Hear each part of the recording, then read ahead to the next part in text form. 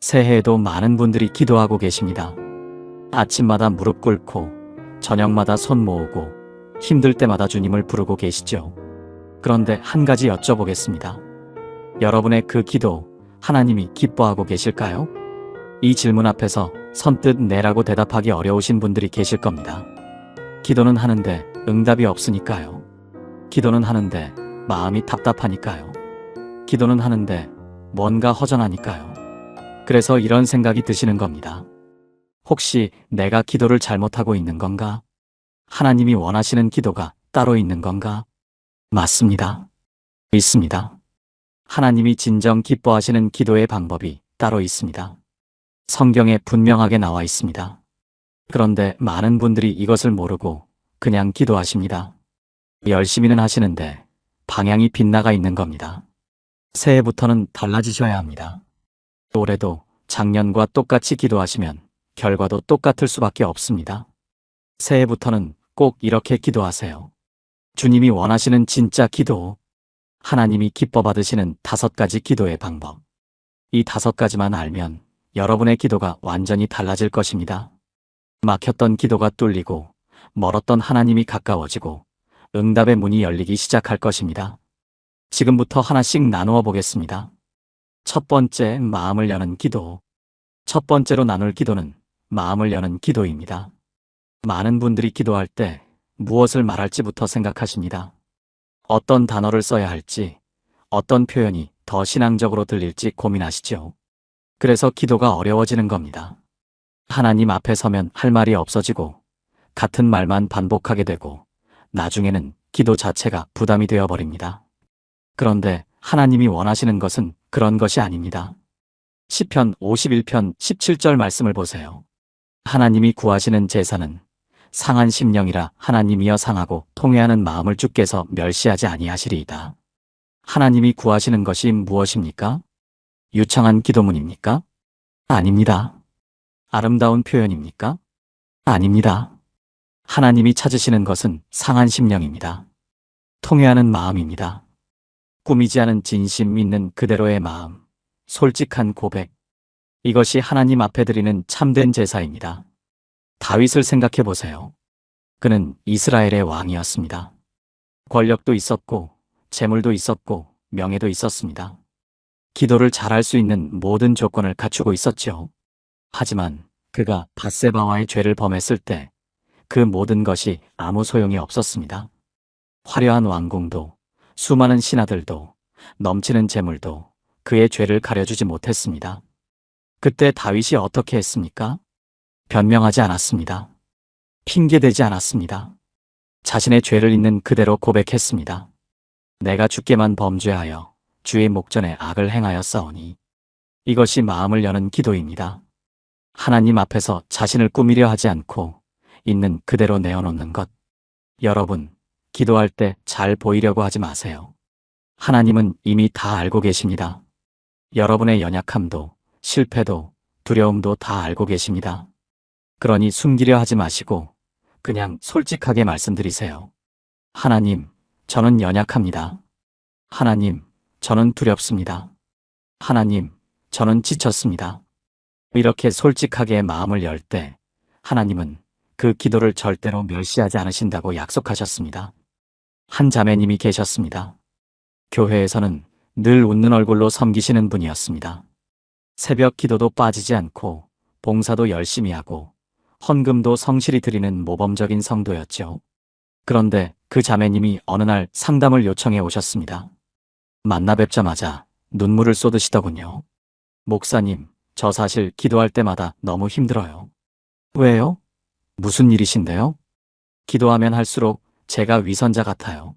하나님 앞에서도 착한 척하고 있는 것 같아요. 그 자매님은 속마음을 하나님께 보여드리는 것이 두려웠다고 하셨습니다.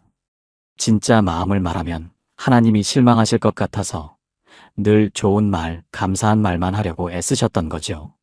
그래서 기도할수록 지치셨던 겁니다. 저는 그 자매님께 말씀드렸습니다. 자매님, 하나님은 자매님의 포장된 기도를 원하시는 게 아닙니다. 있는 그대로의 자매님을 만나고 싶어 하십니다. 오늘부터는 솔직하게 기도해 보세요. 화나면 화난다고, 원망스러우면 원망스럽다고 있는 그대로 말씀드려 보세요. 그 자매님이 그렇게 기도하기 시작하셨습니다.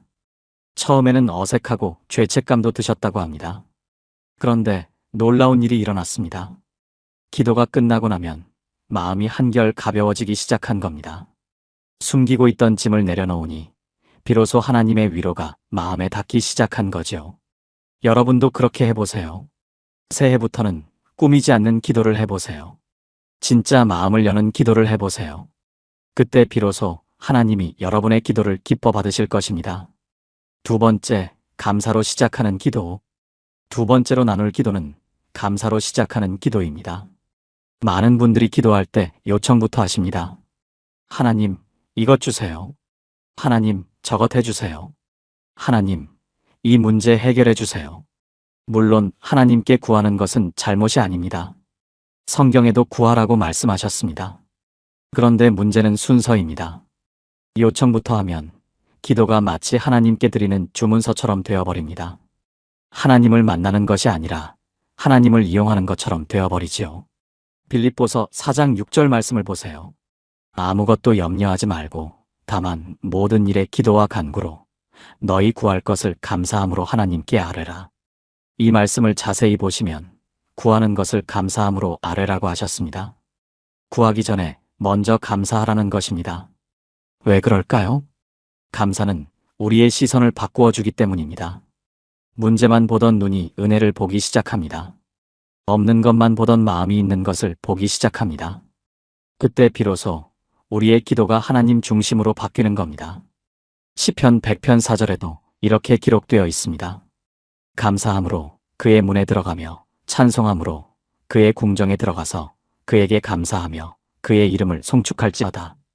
하나님의 문에 들어가는 방법이 무엇입니까? 감사함으로 들어가는 것입니다. 감사가 문을 여는 열쇠입니다. 감사 없이는 하나님의 문 앞에서 서성이기만 할 뿐 안으로 들어가지 못합니다. 생각해 보세요. 여러분이 누군가에게 선물을 주었는데 그 사람이 고맙다는 말 한마디 없이 다음엔 더 좋은 것으로 주세요라고 한다면 어떤 기분이 드시겠습니까? 섭섭하시지 않겠습니까?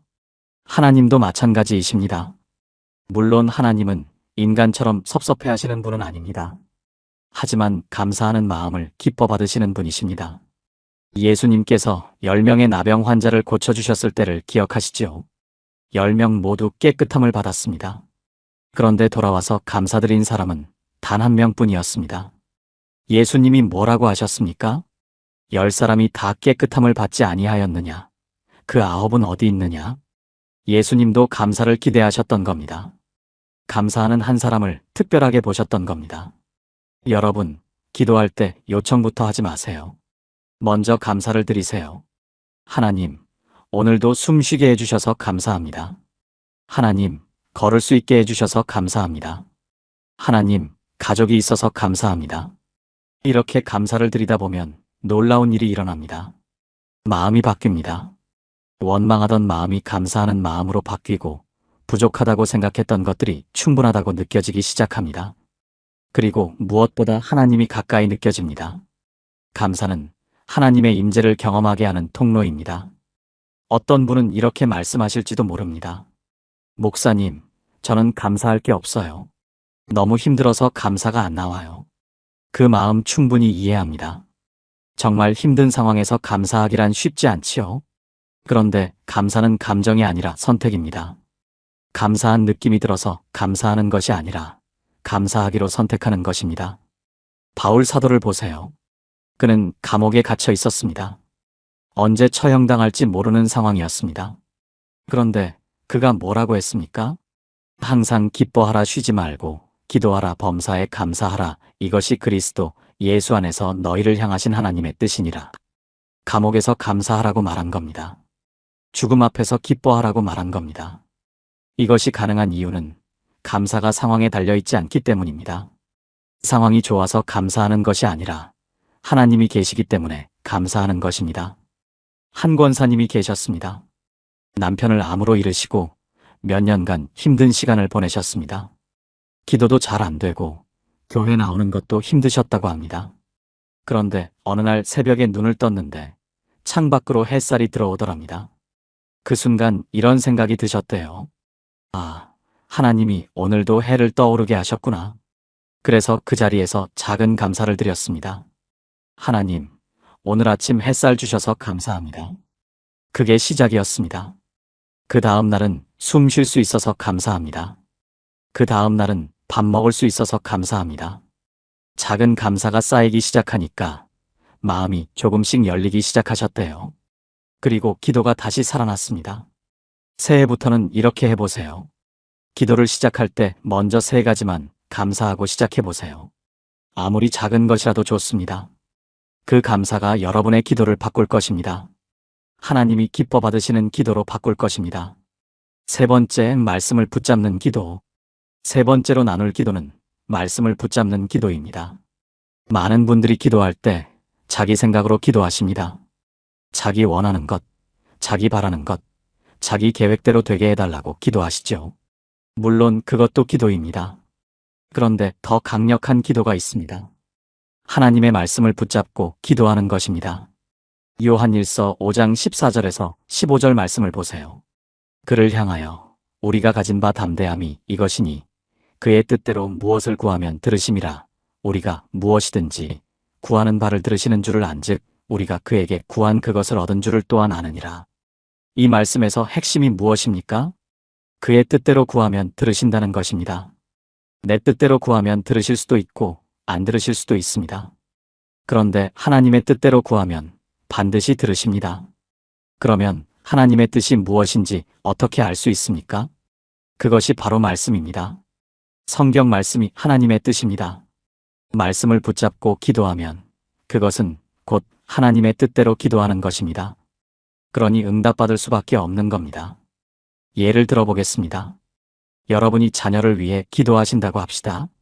그냥 하나님, 우리 아이 잘되게 해주세요 라고 기도하실 수도 있습니다. 그런데 말씀을 붙잡으면 이렇게 기도할 수 있습니다. 하나님, 잠언 22장 6절에 마땅히 행할 길을 아이에게 가르치라. 그리하면 늙어도 그것을 떠나지 아니하리라고 말씀하셨습니다. 이 말씀을 붙잡고 기도합니다. 우리 아이가 마땅히 행할 길을 알게 하시고 평생 그 길에서 떠나지 않게 해주세요. 이렇게 기도하면 하나님의 약속을 붙잡고 기도하는 것이 됩니다. 하나님은 자신의 말씀에 책임을 지시는 분입니다. 말씀으로 약속하신 것은 반드시 지키십니다. 그러니 말씀을 붙잡고 기도하면 응답을 확신할 수 있는 겁니다. 이사야 55장 10절에서 11절에 이렇게 기록되어 있습니다.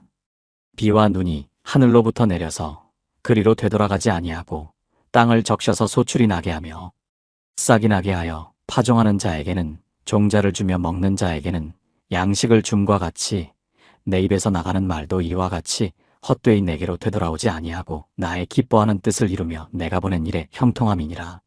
하나님의 말씀은 헛되이 돌아오지 않습니다. 반드시 하나님의 뜻을 이룹니다. 그러니 그 말씀을 붙잡고 기도하면 그 기도도 반드시 이루어지는 겁니다. 실제로 이렇게 기도해서 응답받은 분들이 많습니다.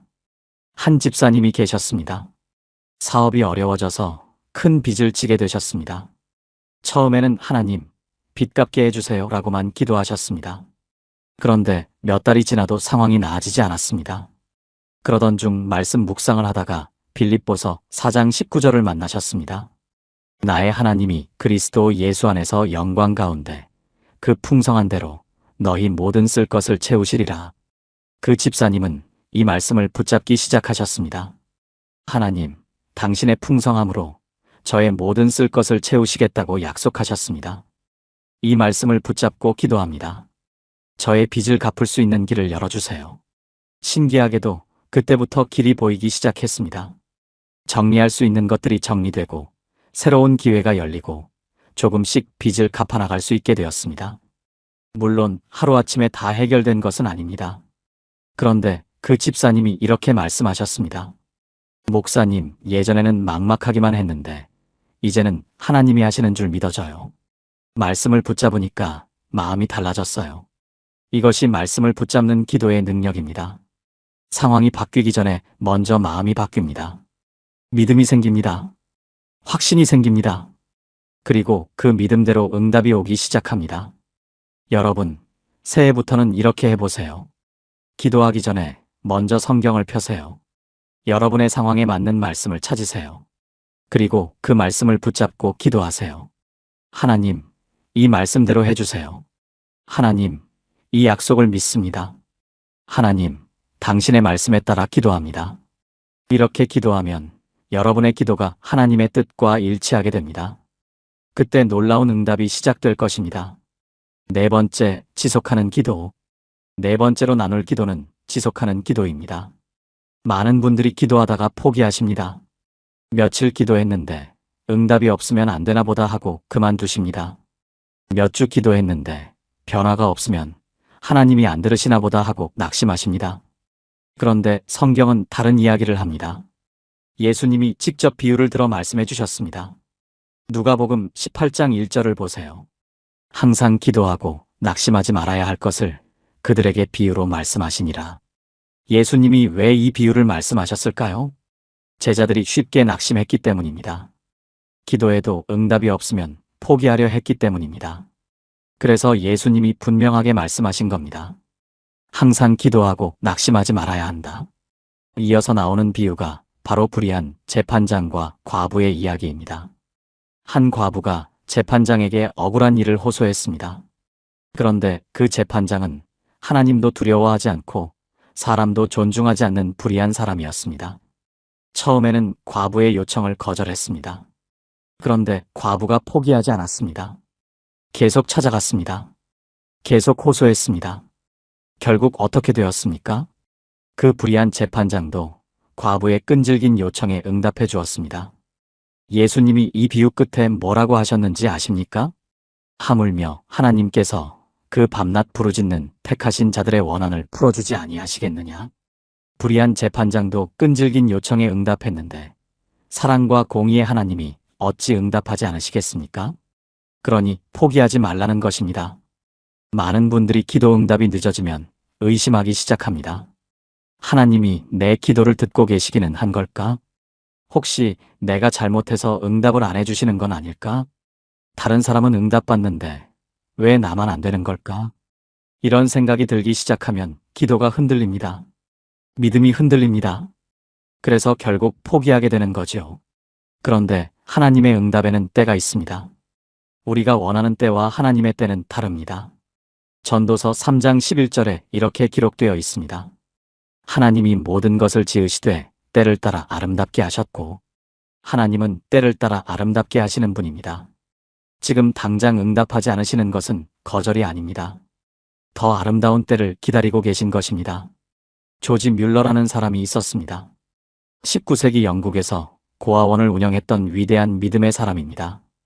그는 평생 동안 5만 건 이상의 기도 응답을 받았다고 기록되어 있습니다.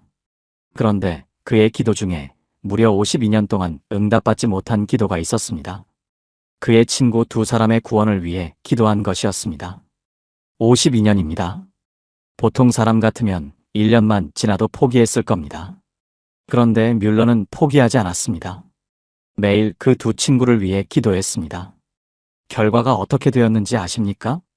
한 친구는 뮬러가 죽기 직전에 예수님을 영접했습니다. 나머지 한 친구는 뮬러의 장례식에서 예수님을 영접했습니다. 52년 동안 기도한 그 기도가 결국 응답받은 것입니다. 여러분, 하나님은 잊지 않으십니다. 여러분이 드린 기도 하나도 잊지 않으셨습니다. 천국에는 금 대접에 향과 함께 성도들의 기도가 담겨 있다고 성경에 기록되어 있습니다. 요한계시록 5장 8절입니다. 그 두루마리를 취하심에 네 생물과 24장로들이 그 어린 양 앞에 엎드려 각각 검은 고와 향이 가득한 금 대접을 가졌으니 이 향은 성도의 기도들이라. 여러분의 기도가 천국의 금 대접에 담겨 있습니다. 하나도 허투루 버려지지 않았습니다. 지금 응답이 없는 것 같아도 하나님은 분명히 듣고 계십니다. 가장 아름다운 때에 응답하시려고 기다리고 계신 것입니다. 그러니 포기하지 마세요. 한 성도님이 계셨습니다. 남편의 구원을 위해 20년 넘게 기도하신 분이었습니다. 남편분은 결혼할 때부터 교회에 관심이 없으셨습니다. 아내가 교회 가는 것도 별로 좋아하지 않으셨죠. 그런데 그 사모님은 포기하지 않았습니다. 매일 아침마다 남편을 위해 기도했습니다. 직접 전도하려 하면 거부감을 보이셔서 대신 기도로 섬겼습니다. 20년이 넘는 세월 동안 하루도 빠지지 않고 기도했습니다. 그러던 어느 날 남편분이 건강 문제로 큰 수술을 받게 되셨습니다. 수술실에 들어가기 전 남편분이 아내의 손을 잡고 이렇게 말씀하셨습니다. 여보, 당신 하나님한테 나 좀 맡겨줘요.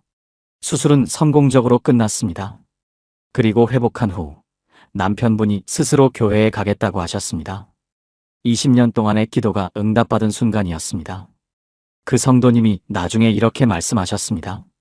목사님, 포기하지 않길 정말 잘했어요. 하나님은 분명히 들으시고 계셨어요. 여러분도 포기하지 마세요.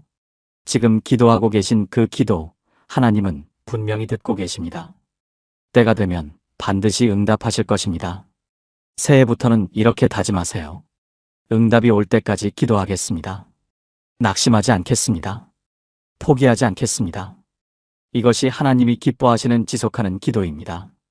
5번째, 순종으로 나아가는 기도. 5번째로 나눌 기도는 순종으로 나아가는 기도입니다. 마지막이지만 어쩌면 가장 중요한 기도입니다. 많은 분들이 기도만 하고 행동하지 않습니다. 하나님, 이렇게 해주세요라고 기도하면서 정작 자신은 아무것도 하지 않습니다. 기도는 열심히 하는데 하나님이 보여주시는 방향으로 발걸음을 옮기지 않습니다. 그것은 온전한 기도가 아닙니다. 야고보서 2장 17절에 이렇게 기록되어 있습니다. 이와 같이 행함이 없는 믿음은 그 자체가 죽은 것이라. 믿음에 행함이 따라야 하듯이 기도에도 순종이 따라야 합니다. 기도는 하나님의 뜻을 묻는 것이고 순종은 그 뜻대로 행하는 것입니다. 이 둘이 함께할 때 비로소 기도가 완성됩니다. 예수님의 겟세마네 기도를 생각해 보세요. 마태복음 26장 39절입니다. 조금 나아가서 얼굴을 땅에 대시고 엎드려 기도하여 이르시되 내 아버지여 만일 할만하시거든 이 잔을 내게서 지나가게 하옵소서. 그러나 나의 원대로 마시옵고 아버지의 원대로 하옵소서 하시고, 예수님도 십자가를 피하고 싶으셨습니다. 그 고통의 잔을 피할 수 있다면 피하고 싶으셨습니다. 그래서 솔직하게 아버지께 아뢰셨습니다. 그런데 거기서 끝나지 않았습니다. 나의 원대로 마시옵고 아버지의 원대로 하옵소서. 하나님의 뜻에 순종하겠다고 기도하신 겁니다. 그리고 정말로 순종하셨습니다. 십자가를 지셨습니다. 그 순종으로 인해 우리의 구원이 이루어진 것입니다. 이것이 진정한 기도의 모습입니다. 내 원하는 것을 아뢰되 궁극적으로는 하나님의 뜻에 순종하는 것, 그리고 하나님이 보여주시는 방향으로 실제로 발걸음을 옮기는 것. 많은 분들이 기도할 때 이렇게 말씀하십니다. 하나님, 길을 열어주세요. 그런데 막상 하나님이 길을 열어주시면 가지 않습니다. 이 길이 맞을까? 의심하면서 머뭇거립니다. 좀 더 확실한 표적을 보여주세요 하면서 기다립니다. 그것은 순종이 아닙니다. 아브라함을 보세요. 하나님이 내 본토 친척 아비집을 떠나 내가 내게 지시할 땅으로 가라고 하셨을 때 아브라함이 뭐라고 했습니까? 어디로 가는데요? 얼마나 걸리는데요? 거기 가면 뭐가 있는데요? 이렇게 묻지 않았습니다. 창세기 12장 4절에 그냥 이렇게 기록되어 있습니다. 이에 아브람이 여호와의 말씀을 따라갔고 그냥 갔습니다. 어디로 가는지도 모르면서 갔습니다. 하나님이 가라고 하셨으니까 갔습니다. 이것이 순종입니다. 그리고 이 순종 위에 하나님의 엄청난 축복이 임했습니다. 아브라함이 믿음의 조상이 된 것은 그의 순종 때문이었습니다. 여러분, 기도만 하지 마세요. 기도하면서 하나님의 뜻을 묻고 그 뜻을 알게 되면 순종하세요. 때로는 하나님이 보여주시는 길이 내가 원하는 길과 다를 수 있습니다. 때로는 불편하고 두려운 길일 수도 있습니다. 그래도 순종하세요. 그 순종의 발걸음 위에 하나님의 놀라운 역사가 일어납니다. 한 청년이 있었습니다. 좋은 직장에 다니고 있었는데 기도 중에 자꾸 선교에 대한 마음이 주어지더랍니다. 처음에는 무시했습니다. 내가 선교사? 말도 안 돼. 나는 그릇이 안 돼. 그런데 기도할 때마다 그 마음이 점점 더 커졌습니다. 결국 하나님 앞에 무릎을 꿇고 기도했습니다. 하나님, 정말 이게 주님의 뜻이라면 순종하겠습니다. 그리고 정말로 순종했습니다. 안정된 직장을 그만두고 신학교에 갔습니다. 훈련을 받고 선교지로 떠났습니다. 쉽지 않았습니다. 포기하고 싶을 때도 많았습니다. 그런데 그 순종의 자리에서 하나님이 놀라운 일을 행하셨습니다. 수많은 영혼이 복음을 듣고 예수님을 영접했습니다. 그 청년은 지금도 이렇게 고백한다고 합니다. 그때 순종하지 않았으면 이 축복을 절대 경험하지 못했을 것입니다. 여러분도 하나님이 보여주시는 것이 있다면 순종하세요. 직장에서의 순종일 수도 있고, 가정에서의 순종일 수도 있고, 관계 속에서의 순종일 수도 있습니다. 크든 작든 하나님이 말씀하시는 그 방향으로 발걸음을 옮기세요. 기도만 하고 움직이지 않으면 아무것도 일어나지 않습니다. 기도하고 순종할 때 비로소 하나님의 역사가 시작됩니다. 새해부터는 이렇게 기도하세요. 하나님, 뜻을 보여주시면 순종하겠습니다. 그리고 정말로 순종하세요. 그것이 하나님이 가장 기뻐하시는 기도입니다. 지금까지 하나님이 기뻐하시는 5가지 기도의 방법을 나누었습니다. 첫째, 마음을 여는 기도. 꾸미지 않고 있는 그대로 솔직하게 고백하는 기도입니다. 둘째, 감사로 시작하는 기도. 요청하기 전에 먼저 감사를 드리는 기도입니다. 셋째, 말씀을 붙잡는 기도. 성경 말씀을 근거로 하나님의 뜻대로 구하는 기도입니다. 넷째, 지속하는 기도. 포기하지 않고 끝까지 낙심하지 않는 기도입니다. 다섯째, 순종으로 나아가는 기도. 하나님이 보여주시는 대로 실제로 행동하는 기도입니다. 새해가 시작되었습니다. 올해는 다르게 기도하시기 바랍니다. 작년과 똑같이 기도하시면 결과도 똑같을 수밖에 없습니다. 새해부터는 꼭 이렇게 기도하세요. 하나님이 기뻐하시는 기도, 주님이 원하시는 진짜 기도를 드리세요.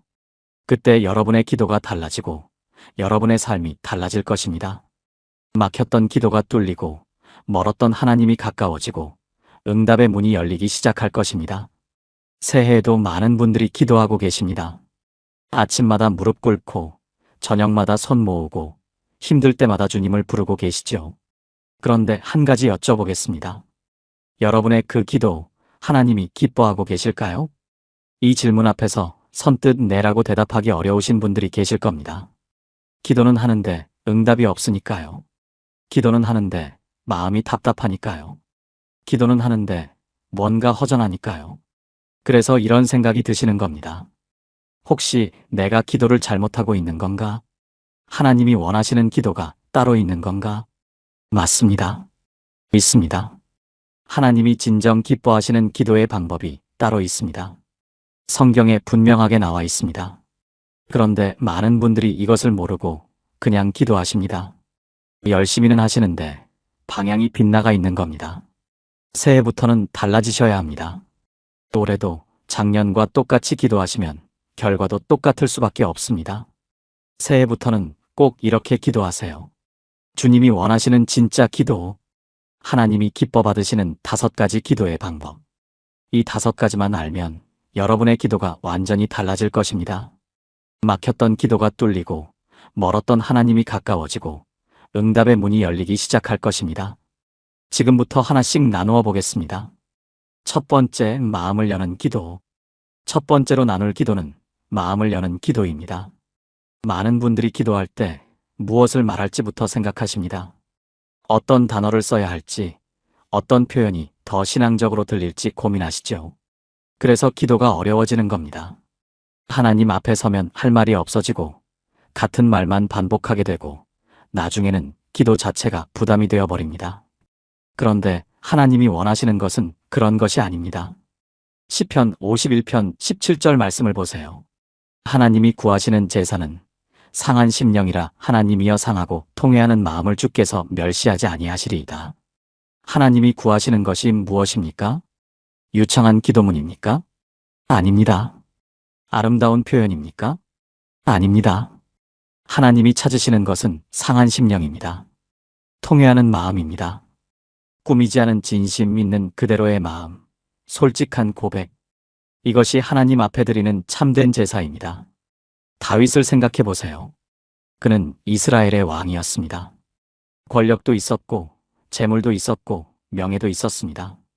기도를 잘할 수 있는 모든 조건을 갖추고 있었죠. 하지만 그가 밧세바와의 죄를 범했을 때 그 모든 것이 아무 소용이 없었습니다. 화려한 왕궁도, 수많은 신하들도, 넘치는 재물도 그의 죄를 가려주지 못했습니다. 그때 다윗이 어떻게 했습니까? 변명하지 않았습니다. 핑계대지 않았습니다. 자신의 죄를 있는 그대로 고백했습니다. 내가 주께만 범죄하여 주의 목전에 악을 행하였사오니. 이것이 마음을 여는 기도입니다. 하나님 앞에서 자신을 꾸미려 하지 않고 있는 그대로 내어놓는 것. 여러분, 기도할 때 잘 보이려고 하지 마세요. 하나님은 이미 다 알고 계십니다. 여러분의 연약함도, 실패도, 두려움도 다 알고 계십니다. 그러니 숨기려 하지 마시고 그냥 솔직하게 말씀드리세요. 하나님, 저는 연약합니다. 하나님, 저는 두렵습니다. 하나님, 저는 지쳤습니다. 이렇게 솔직하게 마음을 열 때 하나님은 그 기도를 절대로 멸시하지 않으신다고 약속하셨습니다. 한 자매님이 계셨습니다. 교회에서는 늘 웃는 얼굴로 섬기시는 분이었습니다. 새벽 기도도 빠지지 않고 봉사도 열심히 하고 헌금도 성실히 드리는 모범적인 성도였죠. 그런데 그 자매님이 어느 날 상담을 요청해 오셨습니다. 만나 뵙자마자 눈물을 쏟으시더군요. 목사님, 저 사실 기도할 때마다 너무 힘들어요. 왜요? 무슨 일이신데요? 기도하면 할수록 제가 위선자 같아요. 하나님 앞에서도 착한 척하고 있는 것 같아요. 그 자매님은 속마음을 하나님께 보여드리는 것이 두려웠다고 하셨습니다. 진짜 마음을 말하면 하나님이 실망하실 것 같아서 늘 좋은 말, 감사한 말만 하려고 애쓰셨던 거지요. 그래서 기도할수록 지치셨던 겁니다. 저는 그 자매님께 말씀드렸습니다. 자매님, 하나님은 자매님의 포장된 기도를 원하시는 게 아닙니다. 있는 그대로의 자매님을 만나고 싶어 하십니다. 오늘부터는 솔직하게 기도해 보세요. 화나면 화난다고, 원망스러우면 원망스럽다고 있는 그대로 말씀드려 보세요. 그 자매님이 그렇게 기도하기 시작하셨습니다. 처음에는 어색하고 죄책감도 드셨다고 합니다. 그런데 놀라운 일이 일어났습니다. 기도가 끝나고 나면 마음이 한결 가벼워지기 시작한 겁니다. 숨기고 있던 짐을 내려놓으니 비로소 하나님의 위로가 마음에 닿기 시작한 거죠. 여러분도 그렇게 해보세요. 새해부터는 꾸미지 않는 기도를 해보세요. 진짜 마음을 여는 기도를 해보세요. 그때 비로소 하나님이 여러분의 기도를 기뻐 받으실 것입니다. 두 번째, 감사로 시작하는 기도. 두 번째로 나눌 기도는 감사로 시작하는 기도입니다. 많은 분들이 기도할 때 요청부터 하십니다. 하나님, 이것 주세요. 하나님, 저것 해주세요. 하나님, 이 문제 해결해 주세요. 물론 하나님께 구하는 것은 잘못이 아닙니다. 성경에도 구하라고 말씀하셨습니다. 그런데 문제는 순서입니다. 요청부터 하면 기도가 마치 하나님께 드리는 주문서처럼 되어버립니다. 하나님을 만나는 것이 아니라 하나님을 이용하는 것처럼 되어버리지요. 빌립보서 4장 6절 말씀을 보세요. 아무것도 염려하지 말고 다만 모든 일에 기도와 간구로 너희 구할 것을 감사함으로 하나님께 아뢰라. 이 말씀을 자세히 보시면 구하는 것을 감사함으로 아뢰라고 하셨습니다. 구하기 전에 먼저 감사하라는 것입니다. 왜 그럴까요? 감사는 우리의 시선을 바꾸어 주기 때문입니다. 문제만 보던 눈이 은혜를 보기 시작합니다. 없는 것만 보던 마음이 있는 것을 보기 시작합니다. 그때 비로소 우리의 기도가 하나님 중심으로 바뀌는 겁니다. 시편 100편 4절에도 이렇게 기록되어 있습니다. 감사함으로 그의 문에 들어가며 찬송함으로 그의 궁정에 들어가서 그에게 감사하며 그의 이름을 송축할지어다. 하나님의 문에 들어가는 방법이 무엇입니까? 감사함으로 들어가는 것입니다. 감사가 문을 여는 열쇠입니다. 감사 없이는 하나님의 문 앞에서 서성이기만 할 뿐 안으로 들어가지 못합니다. 생각해 보세요. 여러분이 누군가에게 선물을 주었는데 그 사람이 고맙다는 말 한마디 없이 다음엔 더 좋은 것으로 주세요라고 한다면 어떤 기분이 드시겠습니까? 섭섭하시지 않겠습니까? 하나님도 마찬가지이십니다. 물론 하나님은 인간처럼 섭섭해하시는 분은 아닙니다. 하지만 감사하는 마음을 기뻐 받으시는 분이십니다. 예수님께서 10명의 나병 환자를 고쳐주셨을 때를 기억하시죠? 10명 모두 깨끗함을 받았습니다. 그런데 돌아와서 감사드린 사람은 단 한 명뿐이었습니다. 예수님이 뭐라고 하셨습니까? 10사람이 다 깨끗함을 받지 아니하였느냐? 그 9은 어디 있느냐? 예수님도 감사를 기대하셨던 겁니다. 감사하는 한 사람을 특별하게 보셨던 겁니다. 여러분, 기도할 때 요청부터 하지 마세요. 먼저 감사를 드리세요. 하나님, 오늘도 숨 쉬게 해주셔서 감사합니다. 하나님, 걸을 수 있게 해주셔서 감사합니다. 하나님, 가족이 있어서 감사합니다. 이렇게 감사를 드리다 보면 놀라운 일이 일어납니다. 마음이 바뀝니다. 원망하던 마음이 감사하는 마음으로 바뀌고 부족하다고 생각했던 것들이 충분하다고 느껴지기 시작합니다. 그리고 무엇보다 하나님이 가까이 느껴집니다. 감사는 하나님의 임재를 경험하게 하는 통로입니다. 어떤 분은 이렇게 말씀하실지도 모릅니다. 목사님, 저는 감사할 게 없어요. 너무 힘들어서 감사가 안 나와요. 그 마음 충분히 이해합니다. 정말 힘든 상황에서 감사하기란 쉽지 않지요. 그런데 감사는 감정이 아니라 선택입니다. 감사한 느낌이 들어서 감사하는 것이 아니라 감사하기로 선택하는 것입니다. 바울 사도를 보세요. 그는 감옥에 갇혀 있었습니다. 언제 처형당할지 모르는 상황이었습니다. 그런데 그가 뭐라고 했습니까? 항상 기뻐하라, 쉬지 말고 기도하라, 범사에 감사하라. 이것이 그리스도 예수 안에서 너희를 향하신 하나님의 뜻이니라. 감옥에서 감사하라고 말한 겁니다. 죽음 앞에서 기뻐하라고 말한 겁니다. 이것이 가능한 이유는 감사가 상황에 달려있지 않기 때문입니다. 상황이 좋아서 감사하는 것이 아니라 하나님이 계시기 때문에 감사하는 것입니다. 한 권사님이 계셨습니다. 남편을 암으로 잃으시고 몇 년간 힘든 시간을 보내셨습니다. 기도도 잘 안 되고 교회 나오는 것도 힘드셨다고 합니다. 그런데 어느 날 새벽에 눈을 떴는데 창밖으로 햇살이 들어오더랍니다. 그 순간 이런 생각이 드셨대요. 아, 하나님이 오늘도 해를 떠오르게 하셨구나. 그래서 그 자리에서 작은 감사를 드렸습니다. 하나님, 오늘 아침 햇살 주셔서 감사합니다. 그게 시작이었습니다.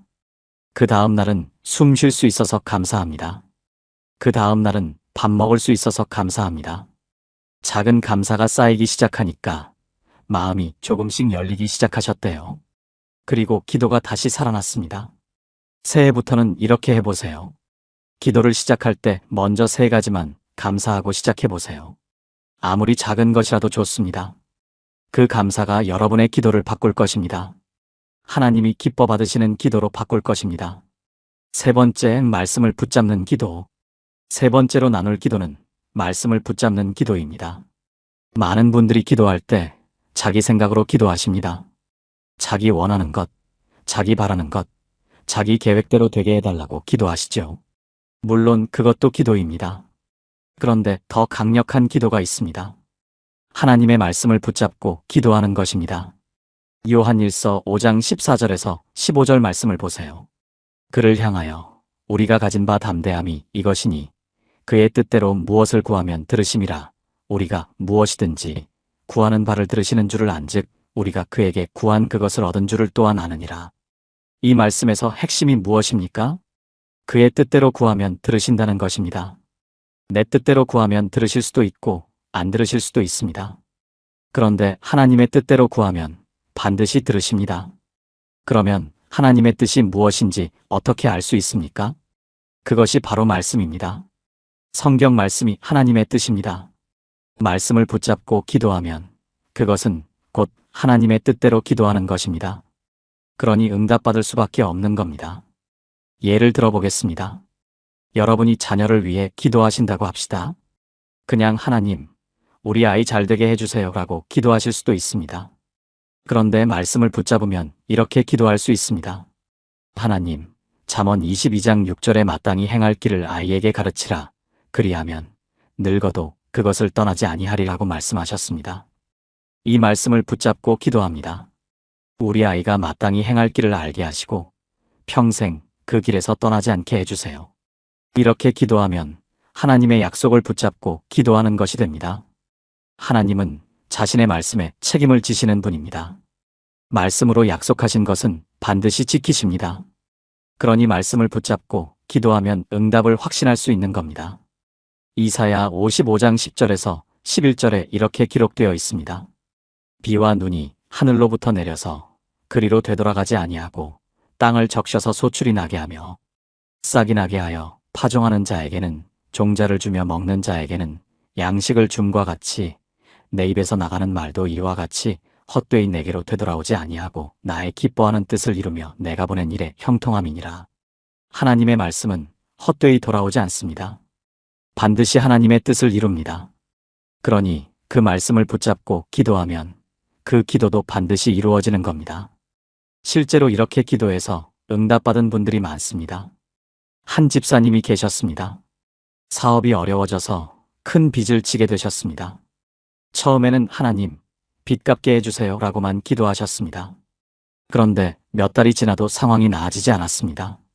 그러던 중 말씀 묵상을 하다가 빌립보서 4장 19절을 만나셨습니다. 나의 하나님이 그리스도 예수 안에서 영광 가운데 그 풍성한 대로 너희 모든 쓸 것을 채우시리라. 그 집사님은 이 말씀을 붙잡기 시작하셨습니다. 하나님, 당신의 풍성함으로 저의 모든 쓸 것을 채우시겠다고 약속하셨습니다.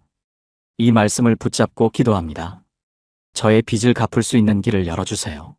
신기하게도 그때부터 길이 보이기 시작했습니다. 정리할 수 있는 것들이 정리되고 새로운 기회가 열리고 조금씩 빚을 갚아나갈 수 있게 되었습니다. 물론 하루아침에 다 해결된 것은 아닙니다. 그런데 그 집사님이 이렇게 말씀하셨습니다. 목사님, 예전에는 막막하기만 했는데 이제는 하나님이 하시는 줄 믿어져요. 말씀을 붙잡으니까 마음이 달라졌어요. 이것이 말씀을 붙잡는 기도의 능력입니다. 상황이 바뀌기 전에 먼저 마음이 바뀝니다. 믿음이 생깁니다. 확신이 생깁니다. 그리고 그 믿음대로 응답이 오기 시작합니다. 여러분, 새해부터는 이렇게 해보세요. 기도하기 전에 먼저 성경을 펴세요. 여러분의 상황에 맞는 말씀을 찾으세요. 그리고 그 말씀을 붙잡고 기도하세요. 하나님, 이 말씀대로 해주세요. 하나님, 이 약속을 믿습니다. 하나님, 당신의 말씀에 따라 기도합니다. 이렇게 기도하면 여러분의 기도가 하나님의 뜻과 일치하게 됩니다. 그때 놀라운 응답이 시작될 것입니다. 네 번째, 지속하는 기도. 네 번째로 나눌 기도는 지속하는 기도입니다. 많은 분들이 기도하다가 포기하십니다. 며칠 기도했는데 응답이 없으면 안 되나 보다 하고 그만두십니다. 몇 주 기도했는데 변화가 없으면 하나님이 안 들으시나 보다 하고 낙심하십니다. 그런데 성경은 다른 이야기를 합니다. 예수님이 직접 비유를 들어 말씀해 주셨습니다. 누가복음 18장 1절을 보세요. 항상 기도하고 낙심하지 말아야 할 것을 그들에게 비유로 말씀하시니라. 예수님이 왜 이 비유를 말씀하셨을까요? 제자들이 쉽게 낙심했기 때문입니다. 기도해도 응답이 없으면 포기하려 했기 때문입니다. 그래서 예수님이 분명하게 말씀하신 겁니다. 항상 기도하고 낙심하지 말아야 한다. 이어서 나오는 비유가 바로 불의한 재판장과 과부의 이야기입니다. 한 과부가 재판장에게 억울한 일을 호소했습니다. 그런데 그 재판장은 하나님도 두려워하지 않고 사람도 존중하지 않는 불의한 사람이었습니다. 처음에는 과부의 요청을 거절했습니다. 그런데 과부가 포기하지 않았습니다. 계속 찾아갔습니다. 계속 호소했습니다. 결국 어떻게 되었습니까? 그 불의한 재판장도 과부의 끈질긴 요청에 응답해 주었습니다. 예수님이 이 비유 끝에 뭐라고 하셨는지 아십니까? 하물며 하나님께서 그 밤낮 부르짖는 택하신 자들의 원한을 풀어주지 아니하시겠느냐? 불의한 재판장도 끈질긴 요청에 응답했는데 사랑과 공의의 하나님이 어찌 응답하지 않으시겠습니까? 그러니 포기하지 말라는 것입니다. 많은 분들이 기도 응답이 늦어지면 의심하기 시작합니다. 하나님이 내 기도를 듣고 계시기는 한 걸까? 혹시 내가 잘못해서 응답을 안 해주시는 건 아닐까? 다른 사람은 응답받는데 왜 나만 안 되는 걸까? 이런 생각이 들기 시작하면 기도가 흔들립니다. 믿음이 흔들립니다. 그래서 결국 포기하게 되는 거죠. 그런데 하나님의 응답에는 때가 있습니다. 우리가 원하는 때와 하나님의 때는 다릅니다. 전도서 3장 11절에 이렇게 기록되어 있습니다. 하나님이 모든 것을 지으시되 때를 따라 아름답게 하셨고, 하나님은 때를 따라 아름답게 하시는 분입니다. 지금 당장 응답하지 않으시는 것은 거절이 아닙니다. 더 아름다운 때를 기다리고 계신 것입니다. 조지 뮬러라는 사람이 있었습니다. 19세기 영국에서 고아원을 운영했던 위대한 믿음의 사람입니다. 그는 평생 동안 5만 건 이상의 기도 응답을 받았다고 기록되어 있습니다. 그런데 그의 기도 중에 무려 52년 동안 응답받지 못한 기도가 있었습니다. 그의 친구 두 사람의 구원을 위해 기도한 것이었습니다. 52년입니다. 보통 사람 같으면 1년만 지나도 포기했을 겁니다. 그런데 뮬러는 포기하지 않았습니다. 매일 그 두 친구를 위해 기도했습니다. 결과가 어떻게 되었는지 아십니까? 한 친구는 뮬러가 죽기 직전에 예수님을 영접했습니다. 나머지 한 친구는 뮬러의 장례식에서 예수님을 영접했습니다. 52년 동안 기도한 그 기도가 결국 응답받은 것입니다. 여러분, 하나님은 잊지 않으십니다. 여러분이 드린 기도 하나도 잊지 않으셨습니다. 천국에는 금 대접에 향과 함께 성도들의 기도가 담겨 있다고 성경에 기록되어 있습니다. 요한계시록 5장 8절입니다. 그 두루마리를 취하심에 네 생물과 24장로들이 그 어린 양 앞에 엎드려 각각 검은 고와 향이 가득한 금 대접을 가졌으니 이 향은 성도의 기도들이라. 여러분의 기도가 천국의 금 대접에 담겨 있습니다. 하나도 허투루 버려지지 않았습니다. 지금 응답이 없는 것 같아도 하나님은 분명히 듣고 계십니다. 가장 아름다운 때에 응답하시려고 기다리고 계신 것입니다. 그러니 포기하지 마세요. 한 성도님이 계셨습니다. 남편의 구원을 위해 20년 넘게 기도하신 분이었습니다. 남편분은 결혼할 때부터 교회에 관심이 없으셨습니다.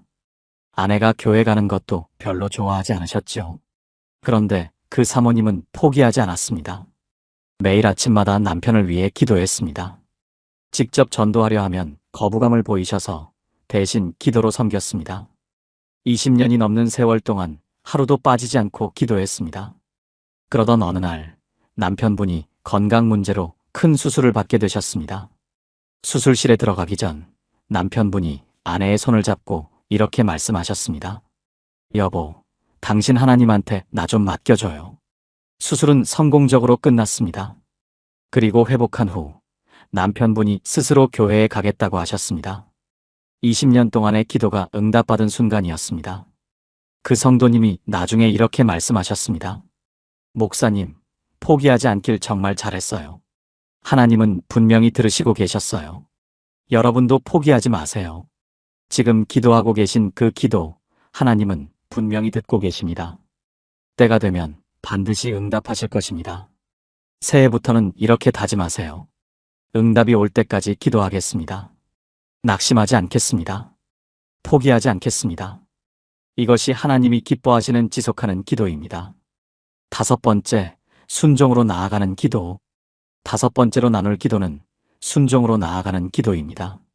마지막이지만 어쩌면 가장 중요한 기도입니다.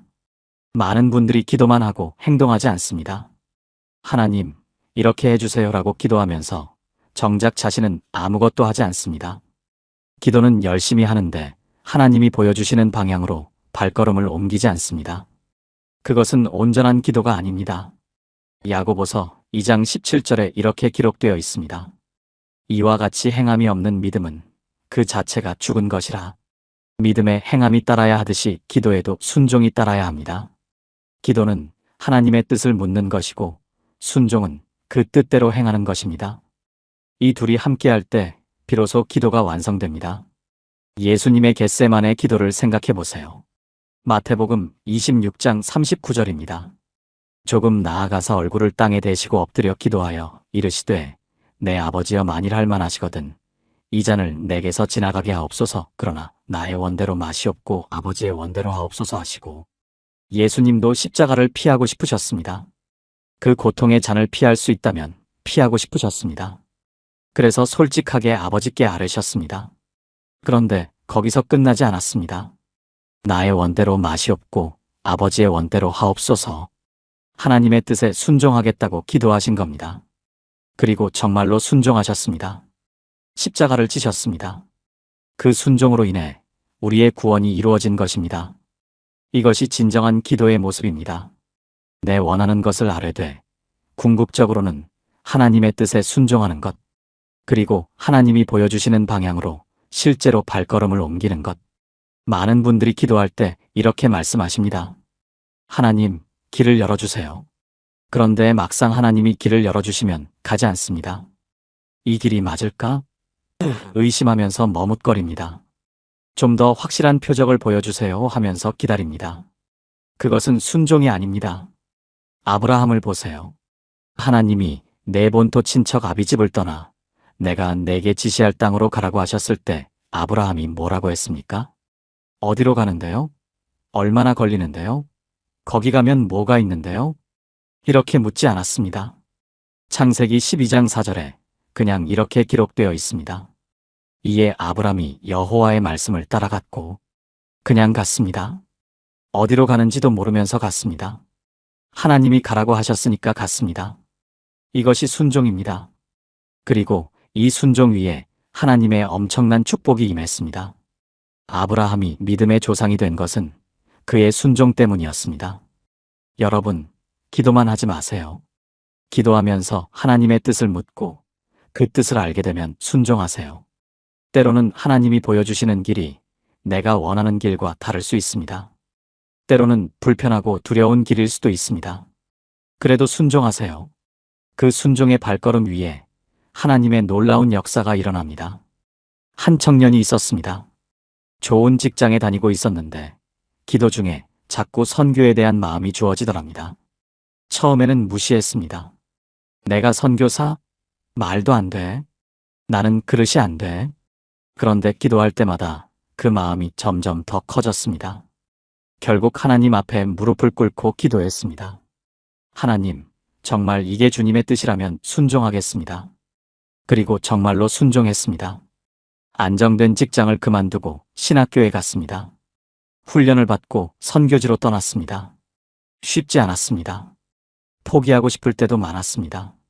그런데 그 순종의 자리에서 하나님이 놀라운 일을 행하셨습니다. 수많은 영혼이 복음을 듣고 예수님을 영접했습니다. 그 청년은 지금도 이렇게 고백한다고 합니다.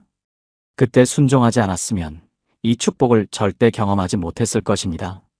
여러분도 하나님이 보여주시는 것이 있다면 순종하세요. 직장에서의 순종일 수도 있고, 가정에서의 순종일 수도 있고, 관계 속에서의 순종일 수도 있습니다. 크든 작든 하나님이 말씀하시는 그 방향으로 발걸음을 옮기세요. 기도만 하고 움직이지 않으면 아무것도 일어나지 않습니다. 기도하고 순종할 때 비로소 하나님의 역사가 시작됩니다. 새해부터는 이렇게 기도하세요. 하나님, 뜻을 보여주시면 순종하겠습니다. 그리고 정말로 순종하세요.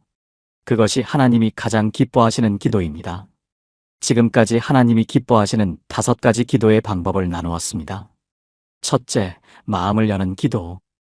꾸미지 않고 있는 그대로 솔직하게 고백하는 기도입니다. 둘째, 감사로 시작하는 기도.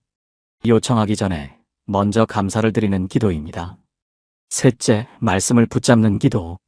성경 말씀을 근거로 하나님의 뜻대로 구하는 기도입니다. 넷째, 지속하는 기도. 포기하지 않고 끝까지 낙심하지 않는 기도입니다. 다섯째, 순종으로 나아가는 기도. 하나님이 보여주시는 대로 실제로 행동하는 기도입니다. 새해가 시작되었습니다. 올해는 다르게 기도하시기 바랍니다. 작년과 똑같이 기도하시면 결과도 똑같을 수밖에 없습니다. 새해부터는 꼭 이렇게 기도하세요. 하나님이 기뻐하시는 기도, 주님이 원하시는 진짜 기도를 드리세요. 그때 여러분의 기도가 달라지고 여러분의 삶이 달라질 것입니다. 막혔던 기도가 뚫리고 멀었던 하나님이 가까워지고 응답의 문이 열리기 시작할 것입니다. 새해에도 많은 분들이 기도하고 계십니다. 아침마다 무릎 꿇고 저녁마다 손 모으고 힘들 때마다 주님을 부르고 계시죠. 그런데 한 가지 여쭤보겠습니다. 여러분의 그 기도 하나님이 기뻐하고 계실까요? 이 질문 앞에서 선뜻 네라고 대답하기 어려우신 분들이 계실 겁니다. 기도는 하는데 응답이 없으니까요. 기도는 하는데 마음이 답답하니까요. 기도는 하는데 뭔가 허전하니까요. 그래서 이런 생각이 드시는 겁니다. 혹시 내가 기도를 잘못하고 있는 건가? 하나님이 원하시는 기도가 따로 있는 건가? 맞습니다. 있습니다. 하나님이 진정 기뻐하시는 기도의 방법이 따로 있습니다. 성경에 분명하게 나와 있습니다. 그런데 많은 분들이 이것을 모르고 그냥 기도하십니다. 열심히는 하시는데 방향이 빗나가 있는 겁니다. 새해부터는 달라지셔야 합니다. 올해도 작년과 똑같이 기도하시면 결과도 똑같을 수밖에 없습니다. 새해부터는 꼭 이렇게 기도하세요. 주님이 원하시는 진짜 기도, 하나님이 기뻐 받으시는 5가지 기도의 방법. 이 5가지만 알면 여러분의 기도가 완전히 달라질 것입니다. 막혔던 기도가 뚫리고 멀었던 하나님이 가까워지고 응답의 문이 열리기 시작할 것입니다.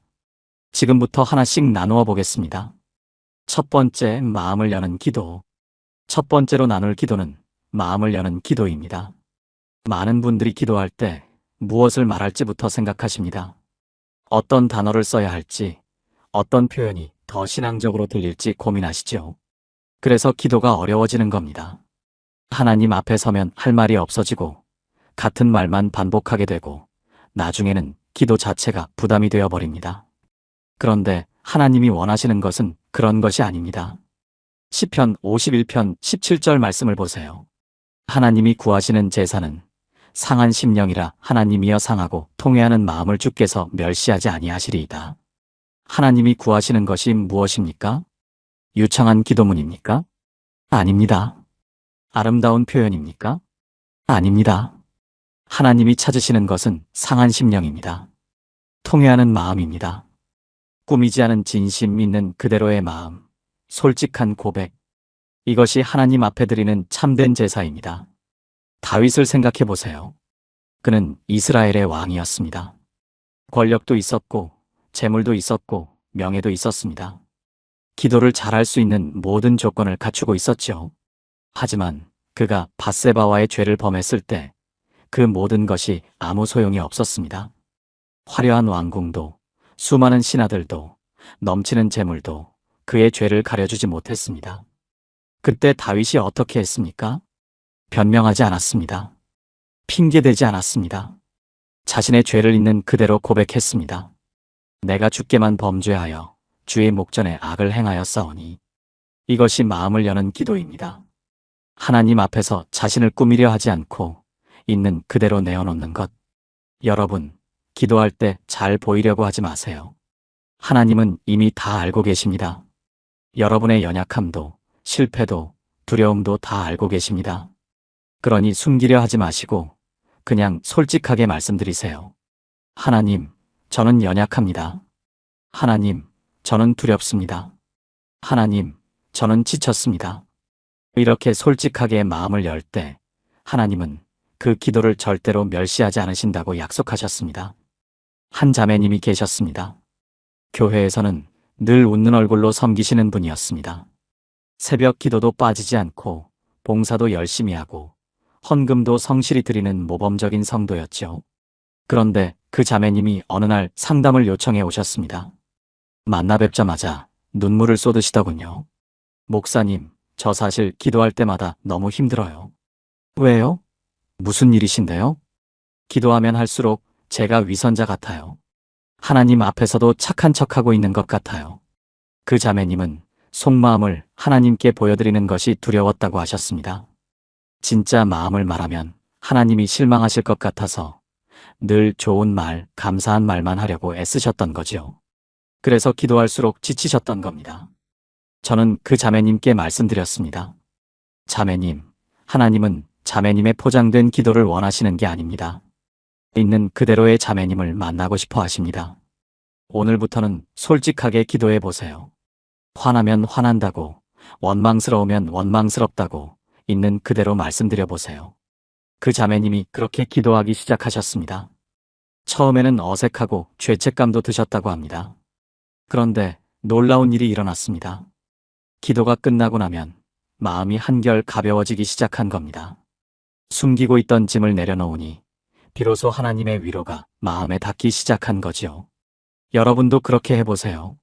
새해부터는 꾸미지 않는 기도를 해보세요. 진짜 마음을 여는 기도를 해보세요. 그때 비로소 하나님이 여러분의 기도를 기뻐 받으실 것입니다. 두 번째, 감사로 시작하는 기도. 두 번째로 나눌 기도는 감사로 시작하는 기도입니다. 많은 분들이 기도할 때 요청부터 하십니다. 하나님, 이것 주세요. 하나님, 저것 해주세요. 하나님, 이 문제 해결해 주세요. 물론 하나님께 구하는 것은 잘못이 아닙니다. 성경에도 구하라고 말씀하셨습니다. 그런데 문제는 순서입니다. 요청부터 하면 기도가 마치 하나님께 드리는 주문서처럼 되어버립니다. 하나님을 만나는 것이 아니라 하나님을 이용하는 것처럼 되어버리지요. 빌립보서 4장 6절 말씀을 보세요. 아무것도 염려하지 말고 다만 모든 일에 기도와 간구로 너희 구할 것을 감사함으로 하나님께 아뢰라. 이 말씀을 자세히 보시면 구하는 것을 감사함으로 아뢰라고 하셨습니다. 구하기 전에 먼저 감사하라는 것입니다. 왜 그럴까요? 감사는 우리의 시선을 바꾸어 주기 때문입니다. 문제만 보던 눈이 은혜를 보기 시작합니다. 없는 것만 보던 마음이 있는 것을 보기 시작합니다. 그때 비로소 우리의 기도가 하나님 중심으로 바뀌는 겁니다. 시편 100편 4절에도 이렇게 기록되어 있습니다. 감사함으로 그의 문에 들어가며 찬송함으로 그의 궁정에 들어가서 그에게 감사하며 그의 이름을 송축할지어다. 하나님의 문에 들어가는 방법이 무엇입니까? 감사함으로 들어가는 것입니다. 감사가 문을 여는 열쇠입니다. 감사 없이는 하나님의 문 앞에서 서성이기만 할 뿐 안으로 들어가지 못합니다. 생각해 보세요. 여러분이 누군가에게 선물을 주었는데 그 사람이 고맙다는 말 한마디 없이 다음엔 더 좋은 것으로 주세요라고 한다면 어떤 기분이 드시겠습니까? 섭섭하시지 않겠습니까? 하나님도 마찬가지이십니다. 물론 하나님은 인간처럼 섭섭해하시는 분은 아닙니다. 하지만 감사하는 마음을 기뻐 받으시는 분이십니다. 예수님께서 10명의 나병 환자를 고쳐주셨을 때를 기억하시죠? 10명 모두 깨끗함을 받았습니다. 그런데 돌아와서 감사드린 사람은 단 한 명뿐이었습니다. 예수님이 뭐라고 하셨습니까? 10사람이 다 깨끗함을 받지 아니하였느냐? 그 9은 어디 있느냐? 예수님도 감사를 기대하셨던 겁니다. 감사하는 한 사람을 특별하게 보셨던 겁니다. 여러분, 기도할 때 요청부터 하지 마세요. 먼저 감사를 드리세요. 하나님, 오늘도 숨 쉬게 해주셔서 감사합니다. 하나님, 걸을 수 있게 해주셔서 감사합니다. 하나님, 가족이 있어서 감사합니다. 이렇게 감사를 드리다 보면 놀라운 일이 일어납니다. 마음이 바뀝니다. 원망하던 마음이 감사하는 마음으로 바뀌고 부족하다고 생각했던 것들이 충분하다고 느껴지기 시작합니다. 그리고 무엇보다 하나님이 가까이 느껴집니다. 감사는 하나님의 임재를 경험하게 하는 통로입니다. 어떤 분은 이렇게 말씀하실지도 모릅니다. 목사님, 저는 감사할 게 없어요. 너무 힘들어서 감사가 안 나와요. 그 마음 충분히 이해합니다. 정말 힘든 상황에서 감사하기란 쉽지 않지요. 그런데 감사는 감정이 아니라 선택입니다. 감사한 느낌이 들어서 감사하는 것이 아니라 감사하기로 선택하는 것입니다. 바울 사도를 보세요. 그는 감옥에 갇혀 있었습니다. 언제 처형당할지 모르는 상황이었습니다. 그런데 그가 뭐라고 했습니까? 항상 기뻐하라, 쉬지 말고 기도하라, 범사에 감사하라. 이것이 그리스도 예수 안에서 너희를 향하신 하나님의 뜻이니라. 감옥에서 감사하라고 말한 겁니다. 죽음 앞에서 기뻐하라고 말한 겁니다. 이것이 가능한 이유는 감사가 상황에 달려있지 않기 때문입니다. 상황이 좋아서 감사하는 것이 아니라 하나님이 계시기 때문에 감사하는 것입니다. 한 권사님이 계셨습니다. 남편을 암으로 잃으시고 몇 년간 힘든 시간을 보내셨습니다. 기도도 잘 안 되고 교회 나오는 것도 힘드셨다고 합니다. 그런데 어느 날 새벽에 눈을 떴는데 창밖으로 햇살이 들어오더랍니다. 그 순간 이런 생각이 드셨대요. 아, 하나님이 오늘도 해를 떠오르게 하셨구나. 그래서 그 자리에서 작은 감사를 드렸습니다. 하나님, 오늘 아침 햇살 주셔서 감사합니다. 그게 시작이었습니다. 그 다음 날은 숨 쉴 수 있어서 감사합니다. 그 다음 날은 밥 먹을 수 있어서 감사합니다. 작은 감사가 쌓이기 시작하니까 마음이 조금씩 열리기 시작하셨대요. 그리고 기도가 다시 살아났습니다.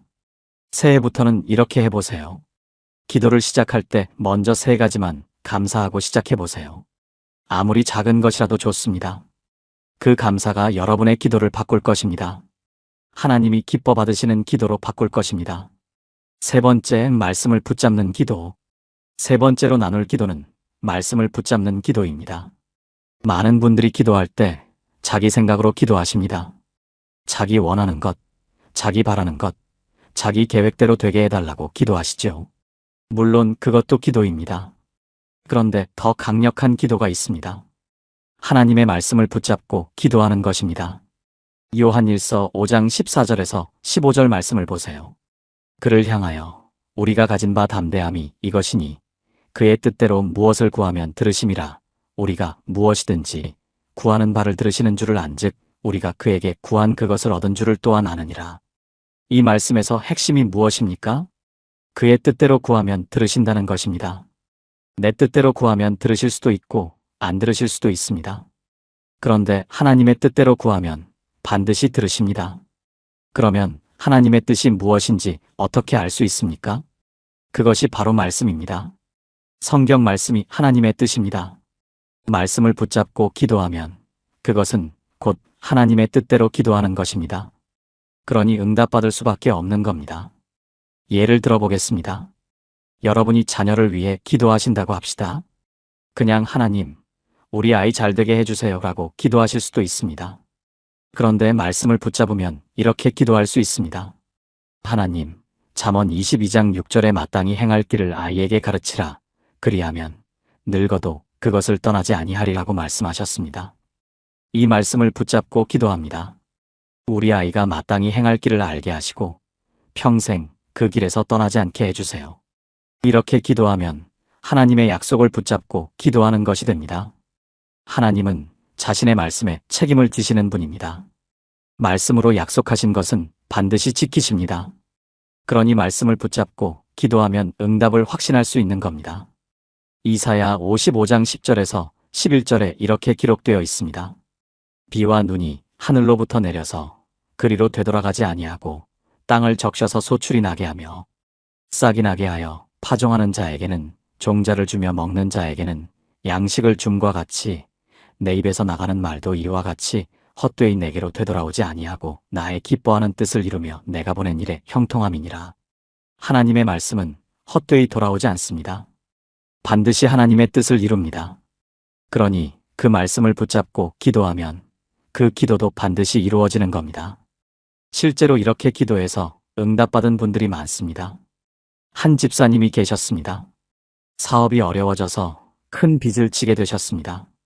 처음에는 하나님, 빚 갚게 해주세요 라고만 기도하셨습니다.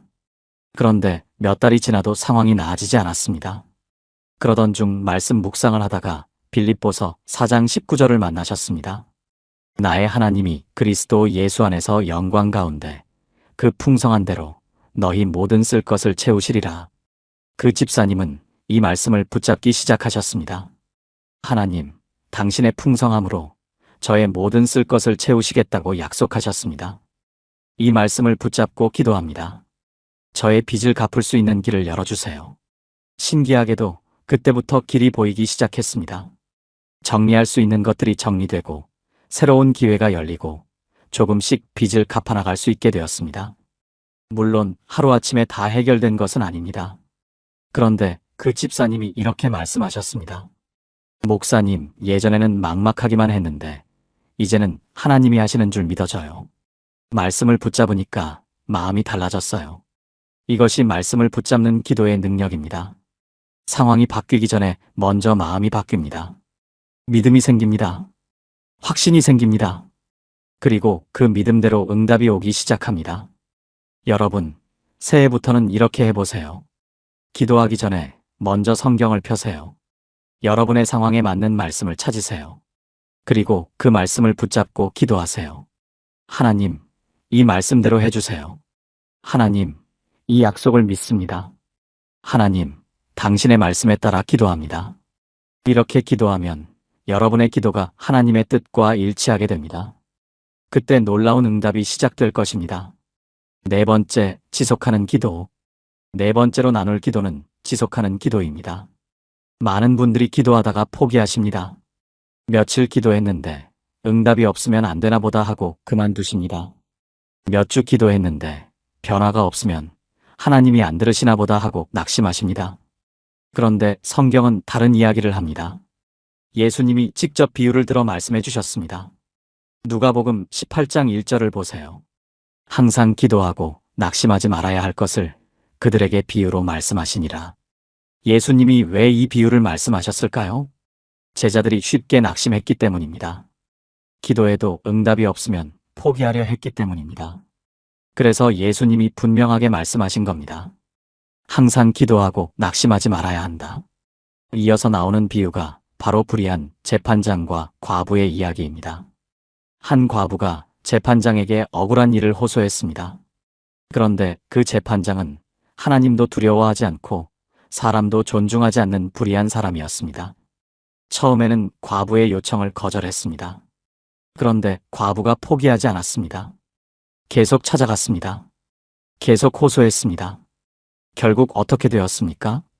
그 불의한 재판장도 과부의 끈질긴 요청에 응답해 주었습니다. 예수님이 이 비유 끝에 뭐라고 하셨는지 아십니까? 하물며 하나님께서 그 밤낮 부르짖는 택하신 자들의 원한을 풀어주지 아니하시겠느냐?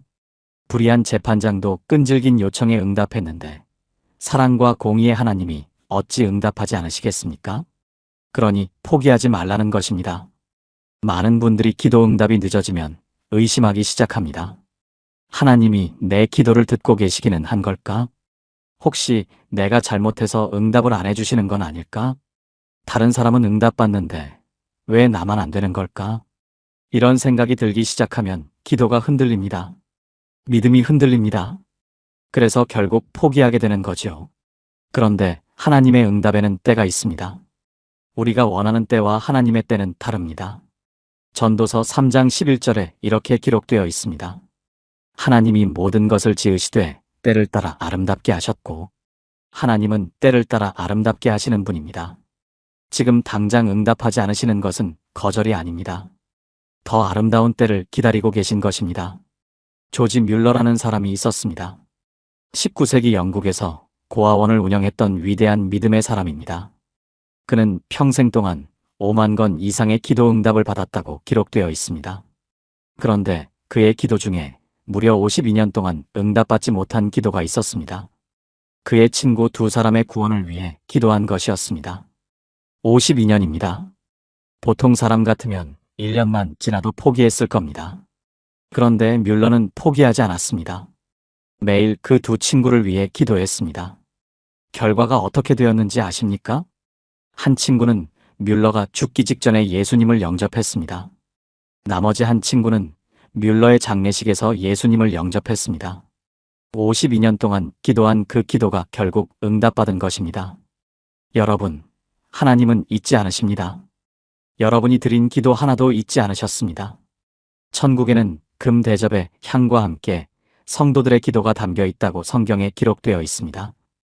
요한계시록 5장 8절입니다. 그 두루마리를 취하심에 네 생물과 24장로들이 그 어린 양 앞에 엎드려 각각 검은 고와 향이 가득한 금 대접을 가졌으니 이 향은 성도의 기도들이라. 여러분의 기도가 천국의 금 대접에 담겨 있습니다. 하나도 허투루 버려지지 않았습니다. 지금 응답이 없는 것 같아도 하나님은 분명히 듣고 계십니다. 가장 아름다운 때에 응답하시려고 기다리고 계신 것입니다. 그러니 포기하지 마세요. 한 성도님이 계셨습니다. 남편의 구원을 위해 20년 넘게 기도하신 분이었습니다. 남편분은 결혼할 때부터 교회에 관심이 없으셨습니다. 아내가 교회 가는 것도 별로 좋아하지 않으셨죠. 그런데 그 사모님은 포기하지 않았습니다. 매일 아침마다 남편을 위해 기도했습니다. 직접 전도하려 하면 거부감을 보이셔서 대신 기도로 섬겼습니다. 20년이 넘는 세월 동안 하루도 빠지지 않고 기도했습니다. 그러던 어느 날 남편분이 건강 문제로 큰 수술을 받게 되셨습니다. 수술실에 들어가기 전 남편분이 아내의 손을 잡고 이렇게 말씀하셨습니다. 여보, 당신 하나님한테 나 좀 맡겨줘요. 수술은 성공적으로 끝났습니다. 그리고 회복한 후 남편분이 스스로 교회에 가겠다고 하셨습니다. 20년 동안의 기도가 응답받은 순간이었습니다. 그 성도님이 나중에 이렇게 말씀하셨습니다. 목사님, 포기하지 않길 정말 잘했어요. 하나님은 분명히 들으시고 계셨어요. 여러분도 포기하지 마세요. 지금 기도하고 계신 그 기도, 하나님은 분명히 듣고 계십니다. 때가 되면 반드시 응답하실 것입니다. 새해부터는 이렇게 다짐하세요. 응답이 올 때까지 기도하겠습니다. 낙심하지 않겠습니다. 포기하지 않겠습니다. 이것이 하나님이 기뻐하시는 지속하는 기도입니다. 5번째, 순종으로 나아가는 기도. 5번째로 나눌 기도는 순종으로 나아가는 기도입니다. 마지막이지만 어쩌면 가장 중요한 기도입니다. 많은 분들이 기도만 하고 행동하지 않습니다. 하나님, 이렇게 해주세요라고 기도하면서 정작 자신은 아무것도 하지 않습니다. 기도는 열심히 하는데 하나님이 보여주시는 방향으로 발걸음을 옮기지 않습니다. 그것은 온전한 기도가 아닙니다. 야고보서 2장 17절에 이렇게 기록되어 있습니다. 이와 같이 행함이 없는 믿음은 그 자체가 죽은 것이라. 믿음에 행함이 따라야 하듯이 기도에도 순종이 따라야 합니다. 기도는 하나님의 뜻을 묻는 것이고 순종은 그 뜻대로 행하는 것입니다. 이 둘이 함께할 때 비로소 기도가 완성됩니다. 예수님의 겟세마네 기도를 생각해 보세요. 마태복음 26장 39절입니다.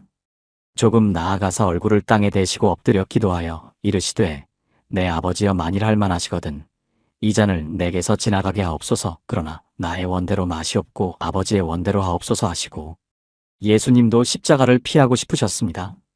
그 고통의 잔을 피할 수 있다면 피하고 싶으셨습니다. 그래서 솔직하게 아버지께 아뢰셨습니다. 그런데 거기서 끝나지 않았습니다. 나의 원대로 마시옵고 아버지의 원대로 하옵소서. 하나님의 뜻에 순종하겠다고 기도하신 겁니다. 그리고 정말로 순종하셨습니다. 십자가를 지셨습니다. 그 순종으로 인해 우리의 구원이 이루어진 것입니다. 이것이 진정한 기도의 모습입니다. 내 원하는 것을 아뢰되 궁극적으로는 하나님의 뜻에 순종하는 것, 그리고 하나님이 보여주시는 방향으로 실제로 발걸음을 옮기는 것. 많은 분들이 기도할 때 이렇게 말씀하십니다. 하나님, 길을 열어주세요. 그런데 막상 하나님이 길을 열어주시면 가지 않습니다. 이 길이 맞을까? 의심하면서 머뭇거립니다. 좀 더 확실한 표적을 보여주세요 하면서 기다립니다. 그것은 순종이 아닙니다. 아브라함을 보세요. 하나님이 내 본토 친척 아비집을 떠나 내가 내게 지시할 땅으로 가라고 하셨을 때 아브라함이 뭐라고 했습니까? 어디로 가는데요? 얼마나 걸리는데요? 거기 가면 뭐가 있는데요? 이렇게 묻지 않았습니다. 창세기 12장 4절에 그냥 이렇게 기록되어 있습니다. 이에 아브람이 여호와의 말씀을 따라갔고 그냥 갔습니다. 어디로 가는지도 모르면서 갔습니다. 하나님이 가라고 하셨으니까 갔습니다. 이것이 순종입니다. 그리고 이 순종 위에 하나님의 엄청난 축복이 임했습니다. 아브라함이 믿음의 조상이 된 것은 그의 순종 때문이었습니다. 여러분, 기도만 하지 마세요. 기도하면서 하나님의 뜻을 묻고 그 뜻을 알게 되면 순종하세요. 때로는 하나님이 보여주시는 길이 내가 원하는 길과 다를 수 있습니다. 때로는 불편하고 두려운 길일 수도 있습니다. 그래도 순종하세요. 그 순종의 발걸음 위에 하나님의 놀라운 역사가 일어납니다. 한 청년이 있었습니다.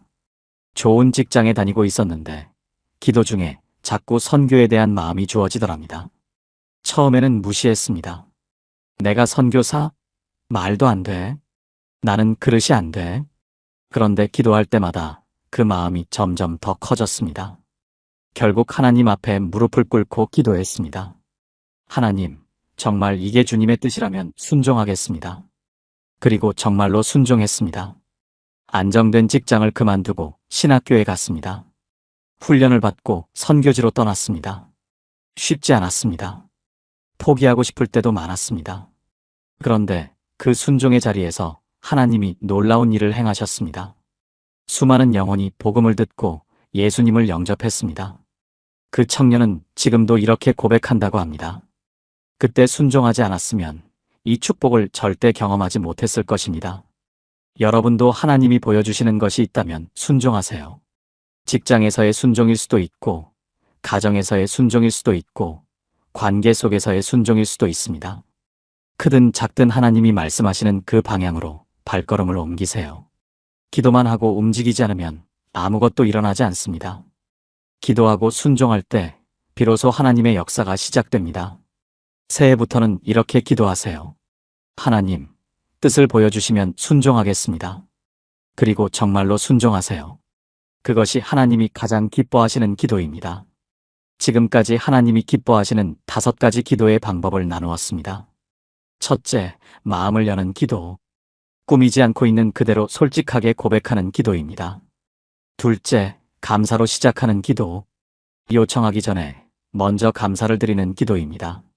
셋째, 말씀을 붙잡는 기도. 성경 말씀을 근거로 하나님의 뜻대로 구하는 기도입니다. 넷째, 지속하는 기도. 포기하지 않고 끝까지 낙심하지 않는 기도입니다. 다섯째, 순종으로 나아가는 기도. 하나님이 보여주시는 대로 실제로 행동하는 기도입니다. 새해가 시작되었습니다. 올해는 다르게 기도하시기 바랍니다. 작년과 똑같이 기도하시면 결과도 똑같을 수밖에 없습니다. 새해부터는 꼭 이렇게 기도하세요. 하나님이 기뻐하시는 기도, 주님이 원하시는 진짜 기도를 드리세요. 그때 여러분의 기도가 달라지고 여러분의 삶이 달라질 것입니다. 막혔던 기도가 뚫리고 멀었던 하나님이 가까워지고 응답의 문이 열리기 시작할 것입니다. 새해에도 많은 분들이 기도하고 계십니다. 아침마다 무릎 꿇고 저녁마다 손 모으고 힘들 때마다 주님을 부르고 계시죠. 그런데 한 가지 여쭤보겠습니다. 여러분의 그 기도 하나님이 기뻐하고 계실까요? 이 질문 앞에서 선뜻 네라고 대답하기 어려우신 분들이 계실 겁니다. 기도는 하는데 응답이 없으니까요. 기도는 하는데 마음이 답답하니까요. 기도는 하는데 뭔가 허전하니까요. 그래서 이런 생각이 드시는 겁니다. 혹시 내가 기도를 잘못하고 있는 건가? 하나님이 원하시는 기도가 따로 있는 건가? 맞습니다. 믿습니다. 하나님이 진정 기뻐하시는 기도의 방법이 따로 있습니다. 성경에 분명하게 나와 있습니다. 그런데 많은 분들이 이것을 모르고 그냥 기도하십니다. 열심히는 하시는데 방향이 빗나가 있는 겁니다. 새해부터는 달라지셔야 합니다. 올해도 작년과 똑같이 기도하시면 결과도 똑같을 수밖에 없습니다. 새해부터는 꼭 이렇게 기도하세요.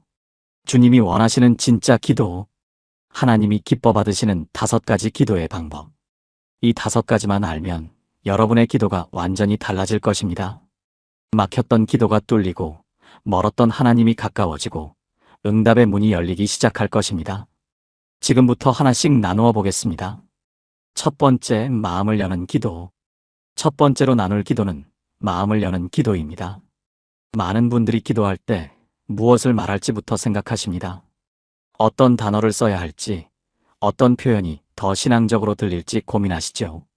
그래서 기도가 어려워지는 겁니다.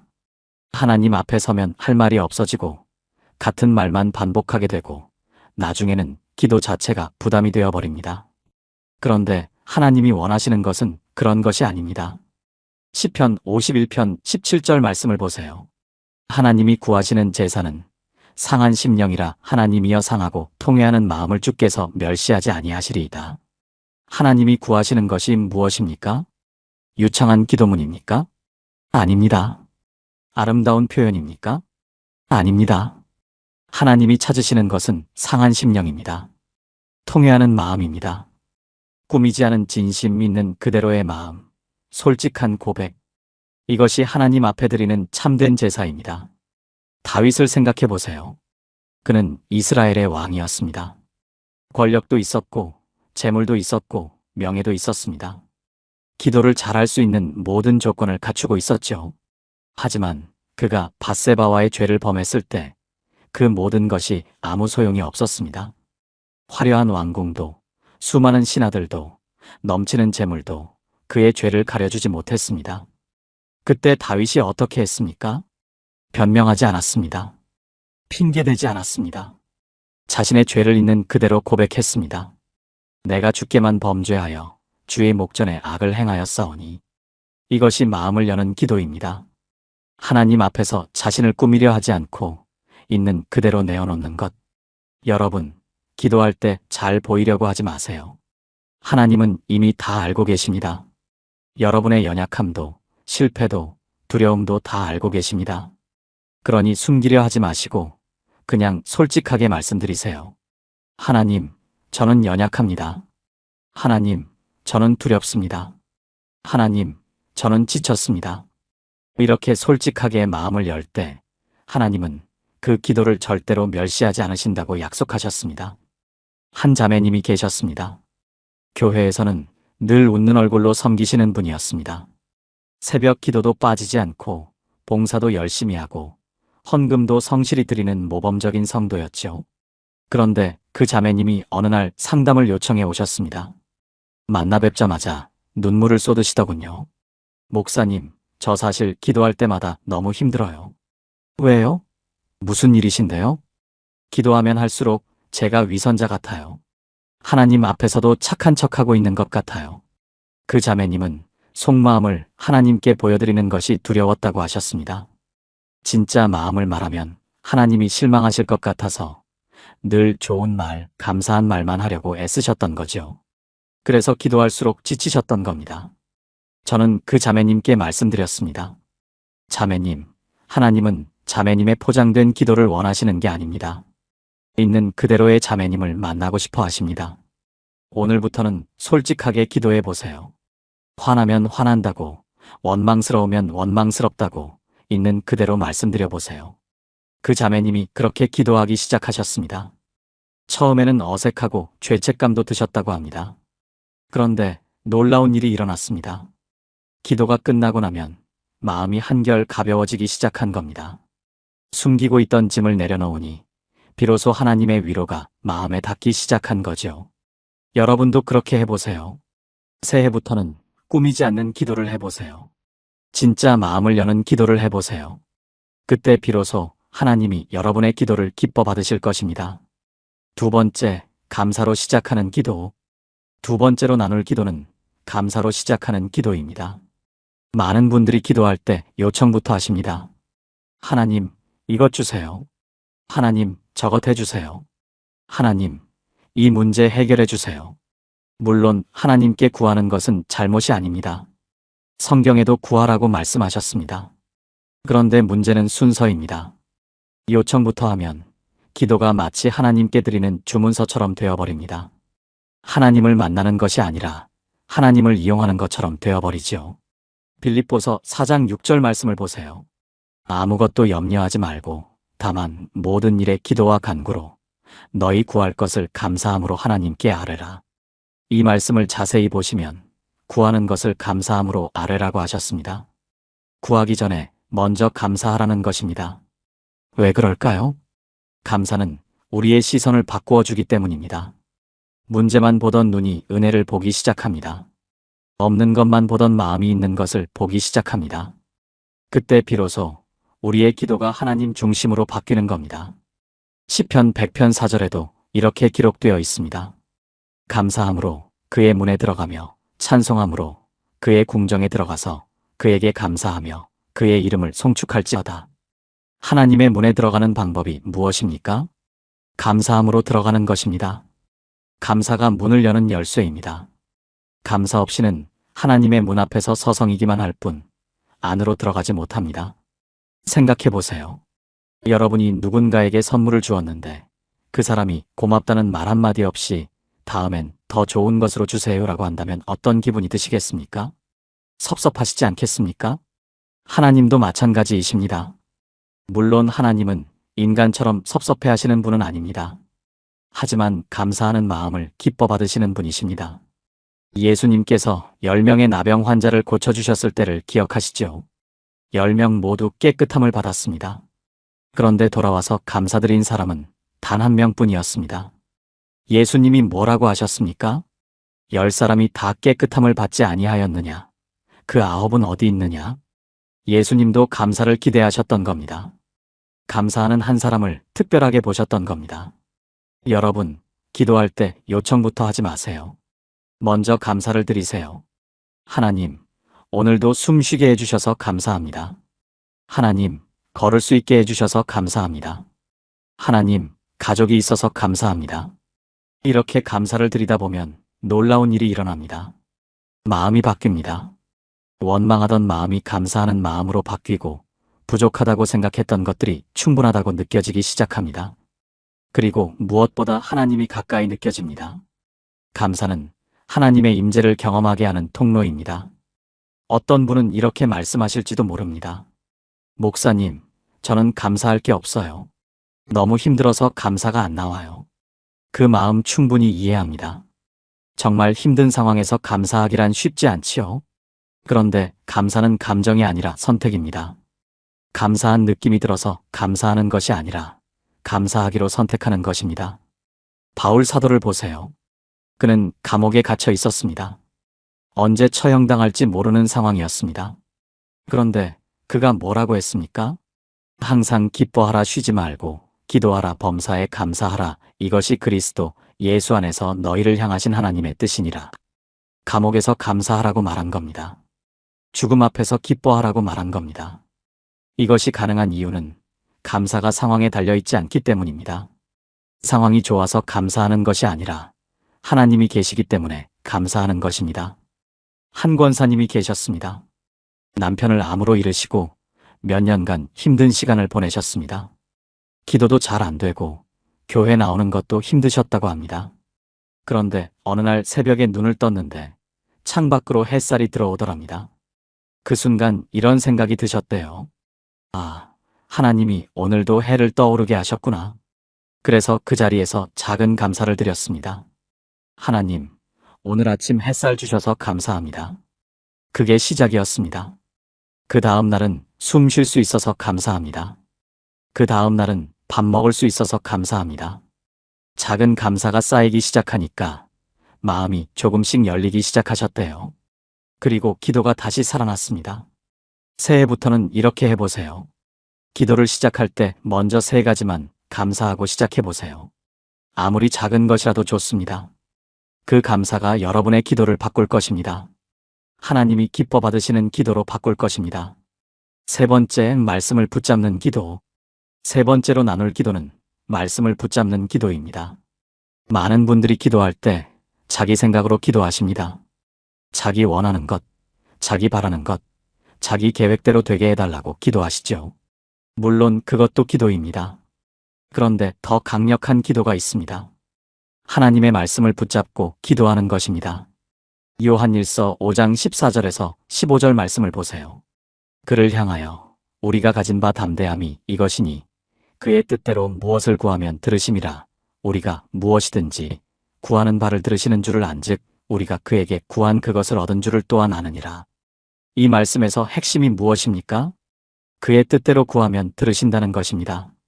내 뜻대로 구하면 들으실 수도 있고 안 들으실 수도 있습니다. 그런데 하나님의 뜻대로 구하면 반드시 들으십니다. 그러면 하나님의 뜻이 무엇인지 어떻게 알 수 있습니까? 그것이 바로 말씀입니다. 성경 말씀이 하나님의 뜻입니다. 말씀을 붙잡고 기도하면 그것은 곧 하나님의 뜻대로 기도하는 것입니다. 그러니 응답받을 수밖에 없는 겁니다. 예를 들어보겠습니다. 여러분이 자녀를 위해 기도하신다고 합시다. 그냥 하나님, 우리 아이 잘되게 해주세요라고 기도하실 수도 있습니다. 그런데 말씀을 붙잡으면 이렇게 기도할 수 있습니다. 하나님, 잠언 22장 6절에 마땅히 행할 길을 아이에게 가르치라. 그리하면 늙어도 그것을 떠나지 아니하리라고 말씀하셨습니다. 이 말씀을 붙잡고 기도합니다. 우리 아이가 마땅히 행할 길을 알게 하시고 평생 그 길에서 떠나지 않게 해주세요. 이렇게 기도하면 하나님의 약속을 붙잡고 기도하는 것이 됩니다. 하나님은 자신의 말씀에 책임을 지시는 분입니다. 말씀으로 약속하신 것은 반드시 지키십니다. 그러니 말씀을 붙잡고 기도하면 응답을 확신할 수 있는 겁니다. 이사야 55장 10절에서 11절에 이렇게 기록되어 있습니다. 비와 눈이 하늘로부터 내려서 그리로 되돌아가지 아니하고 땅을 적셔서 소출이 나게 하며 싹이 나게 하여 파종하는 자에게는 종자를 주며 먹는 자에게는 양식을 줌과 같이 내 입에서 나가는 말도 이와 같이 헛되이 내게로 되돌아오지 아니하고 나의 기뻐하는 뜻을 이루며 내가 보낸 일에 형통함이니라. 하나님의 말씀은 헛되이 돌아오지 않습니다. 반드시 하나님의 뜻을 이룹니다. 그러니 그 말씀을 붙잡고 기도하면 그 기도도 반드시 이루어지는 겁니다. 실제로 이렇게 기도해서 응답받은 분들이 많습니다. 한 집사님이 계셨습니다. 사업이 어려워져서 큰 빚을 지게 되셨습니다. 처음에는 하나님, 빚 갚게 해주세요 라고만 기도하셨습니다. 그런데 몇 달이 지나도 상황이 나아지지 않았습니다. 그러던 중 말씀 묵상을 하다가 빌립보서 4장 19절을 만나셨습니다. 나의 하나님이 그리스도 예수 안에서 영광 가운데 그 풍성한 대로 너희 모든 쓸 것을 채우시리라. 그 집사님은 이 말씀을 붙잡기 시작하셨습니다. 하나님, 당신의 풍성함으로 저의 모든 쓸 것을 채우시겠다고 약속하셨습니다. 이 말씀을 붙잡고 기도합니다. 저의 빚을 갚을 수 있는 길을 열어주세요. 신기하게도 그때부터 길이 보이기 시작했습니다.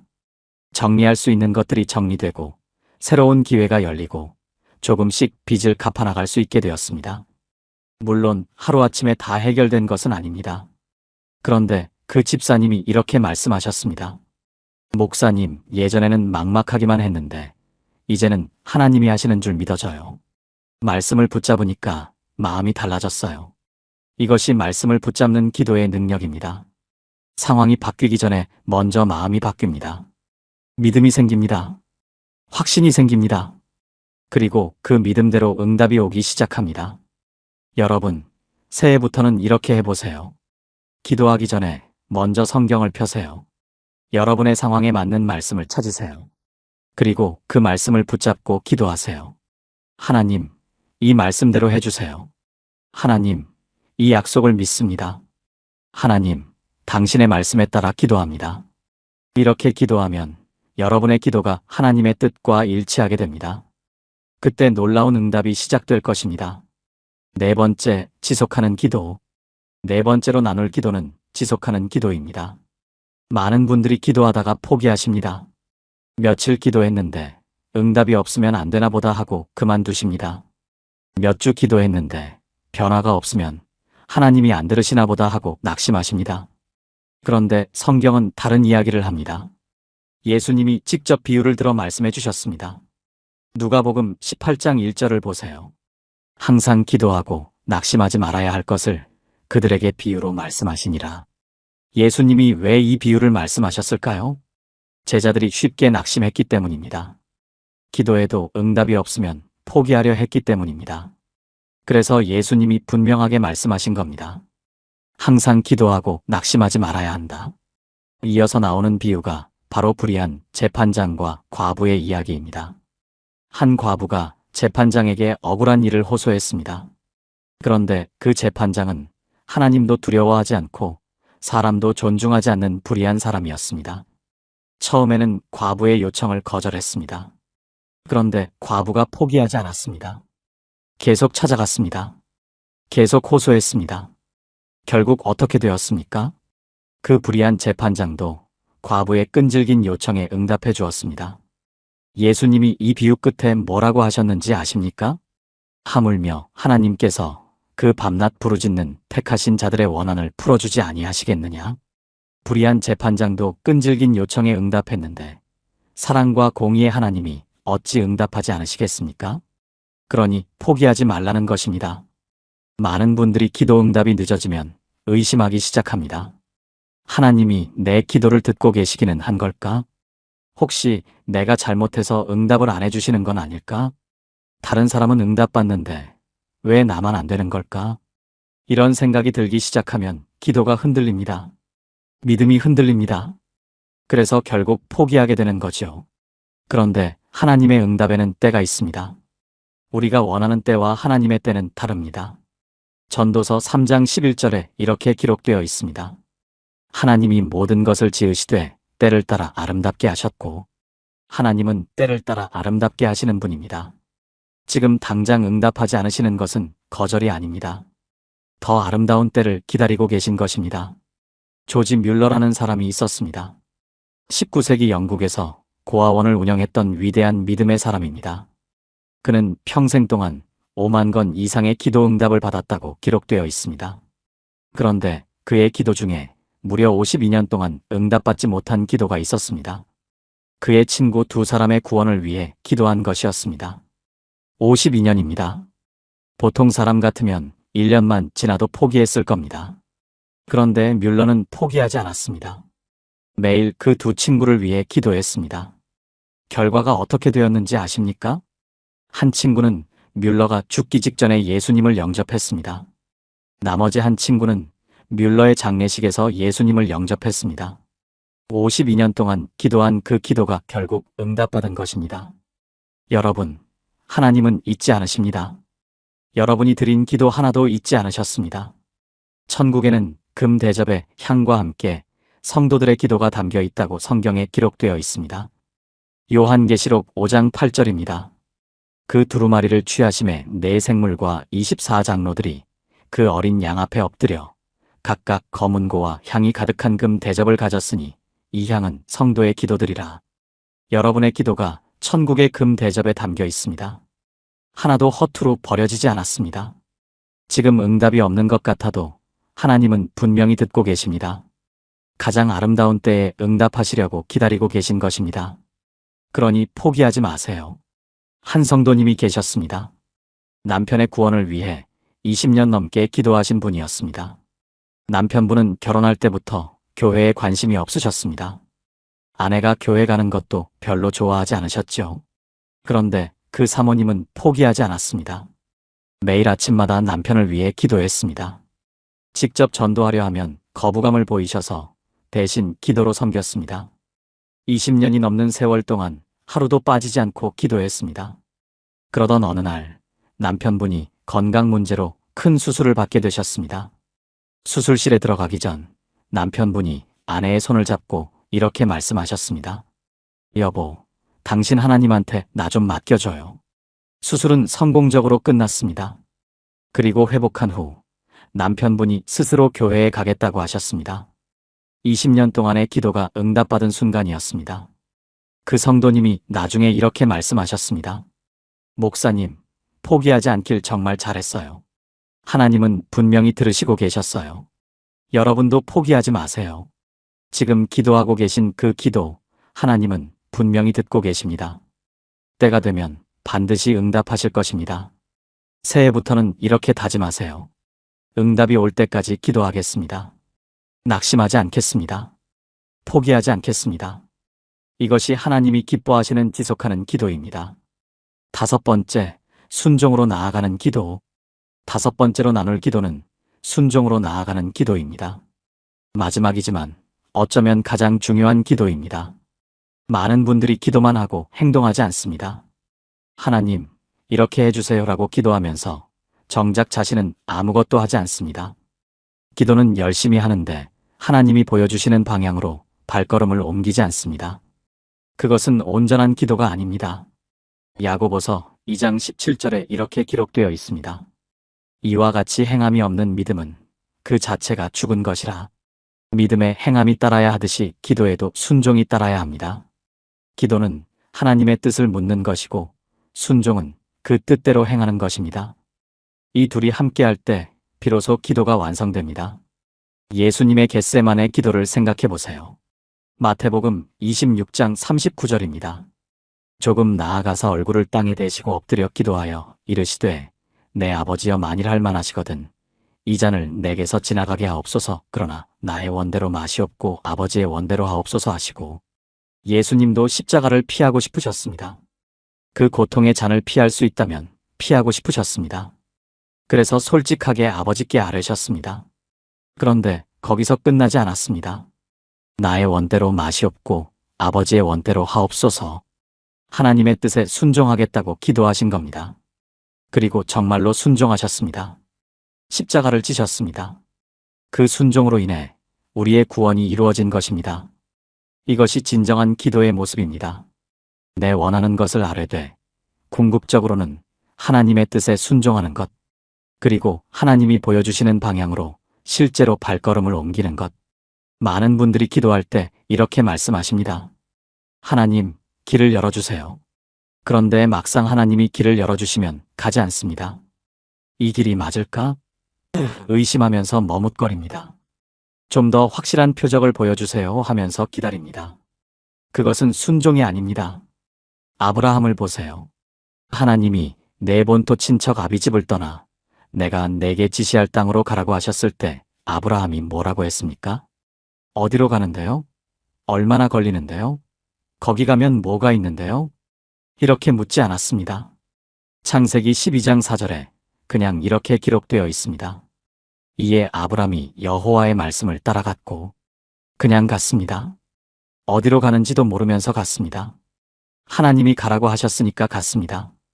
이것이 순종입니다. 그리고 이 순종 위에 하나님의 엄청난 축복이 임했습니다. 아브라함이 믿음의 조상이 된 것은 그의 순종 때문이었습니다.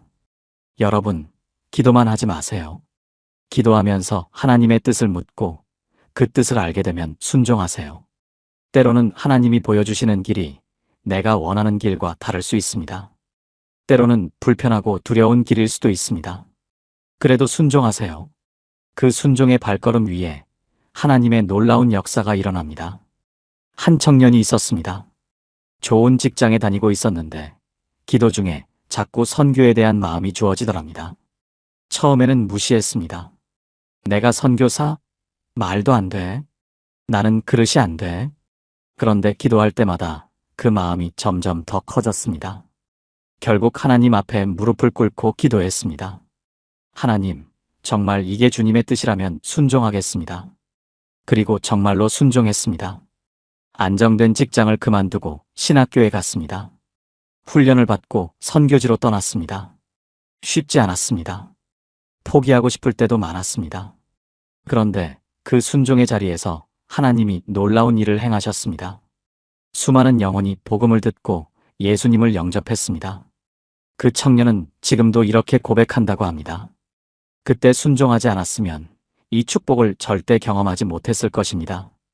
여러분도 하나님이 보여주시는 것이 있다면 순종하세요. 직장에서의 순종일 수도 있고, 가정에서의 순종일 수도 있고, 관계 속에서의 순종일 수도 있습니다. 크든 작든 하나님이 말씀하시는 그 방향으로 발걸음을 옮기세요. 기도만 하고 움직이지 않으면 아무것도 일어나지 않습니다. 기도하고 순종할 때 비로소 하나님의 역사가 시작됩니다. 새해부터는 이렇게 기도하세요. 하나님, 뜻을 보여주시면 순종하겠습니다. 그리고 정말로 순종하세요. 그것이 하나님이 가장 기뻐하시는 기도입니다. 지금까지 하나님이 기뻐하시는 5가지 기도의 방법을 나누었습니다. 첫째, 마음을 여는 기도. 꾸미지 않고 있는 그대로 솔직하게 고백하는 기도입니다. 둘째, 감사로 시작하는 기도. 요청하기 전에 먼저 감사를 드리는 기도입니다. 셋째, 말씀을 붙잡는 기도. 성경 말씀을 근거로 하나님의 뜻대로 구하는 기도입니다. 넷째, 지속하는 기도. 포기하지 않고 끝까지 낙심하지 않는 기도입니다. 다섯째, 순종으로 나아가는 기도. 하나님이 보여주시는 대로 실제로 행동하는 기도입니다. 새해가 시작되었습니다. 올해는 다르게 기도하시기 바랍니다. 작년과 똑같이 기도하시면 결과도 똑같을 수밖에 없습니다. 새해부터는 꼭 이렇게 기도하세요. 하나님이 기뻐하시는 기도, 주님이 원하시는 진짜 기도를 드리세요. 그때 여러분의 기도가 달라지고 여러분의 삶이 달라질 것입니다. 막혔던 기도가 뚫리고 멀었던 하나님이 가까워지고 응답의 문이 열리기 시작할 것입니다. 이 영상이 여러분의 기도 생활에 도움이 되셨다면 좋아요를 눌러주시고 아래 댓글란에 새해부터 이렇게 기도하겠습니다라고 다짐을 남겨주세요. 함께 다짐하며 서로 격려가 됩니다. 하나님의 풍성한 은혜가 여러분의 새해에 가득하시길 축복합니다. 여러분의 모든 기도가 하나님 앞에 아름다운 향으로 올라가고 때를 따라 놀라운 응답으로 돌아오시길 예수님의 이름으로 축복합니다. 감사합니다.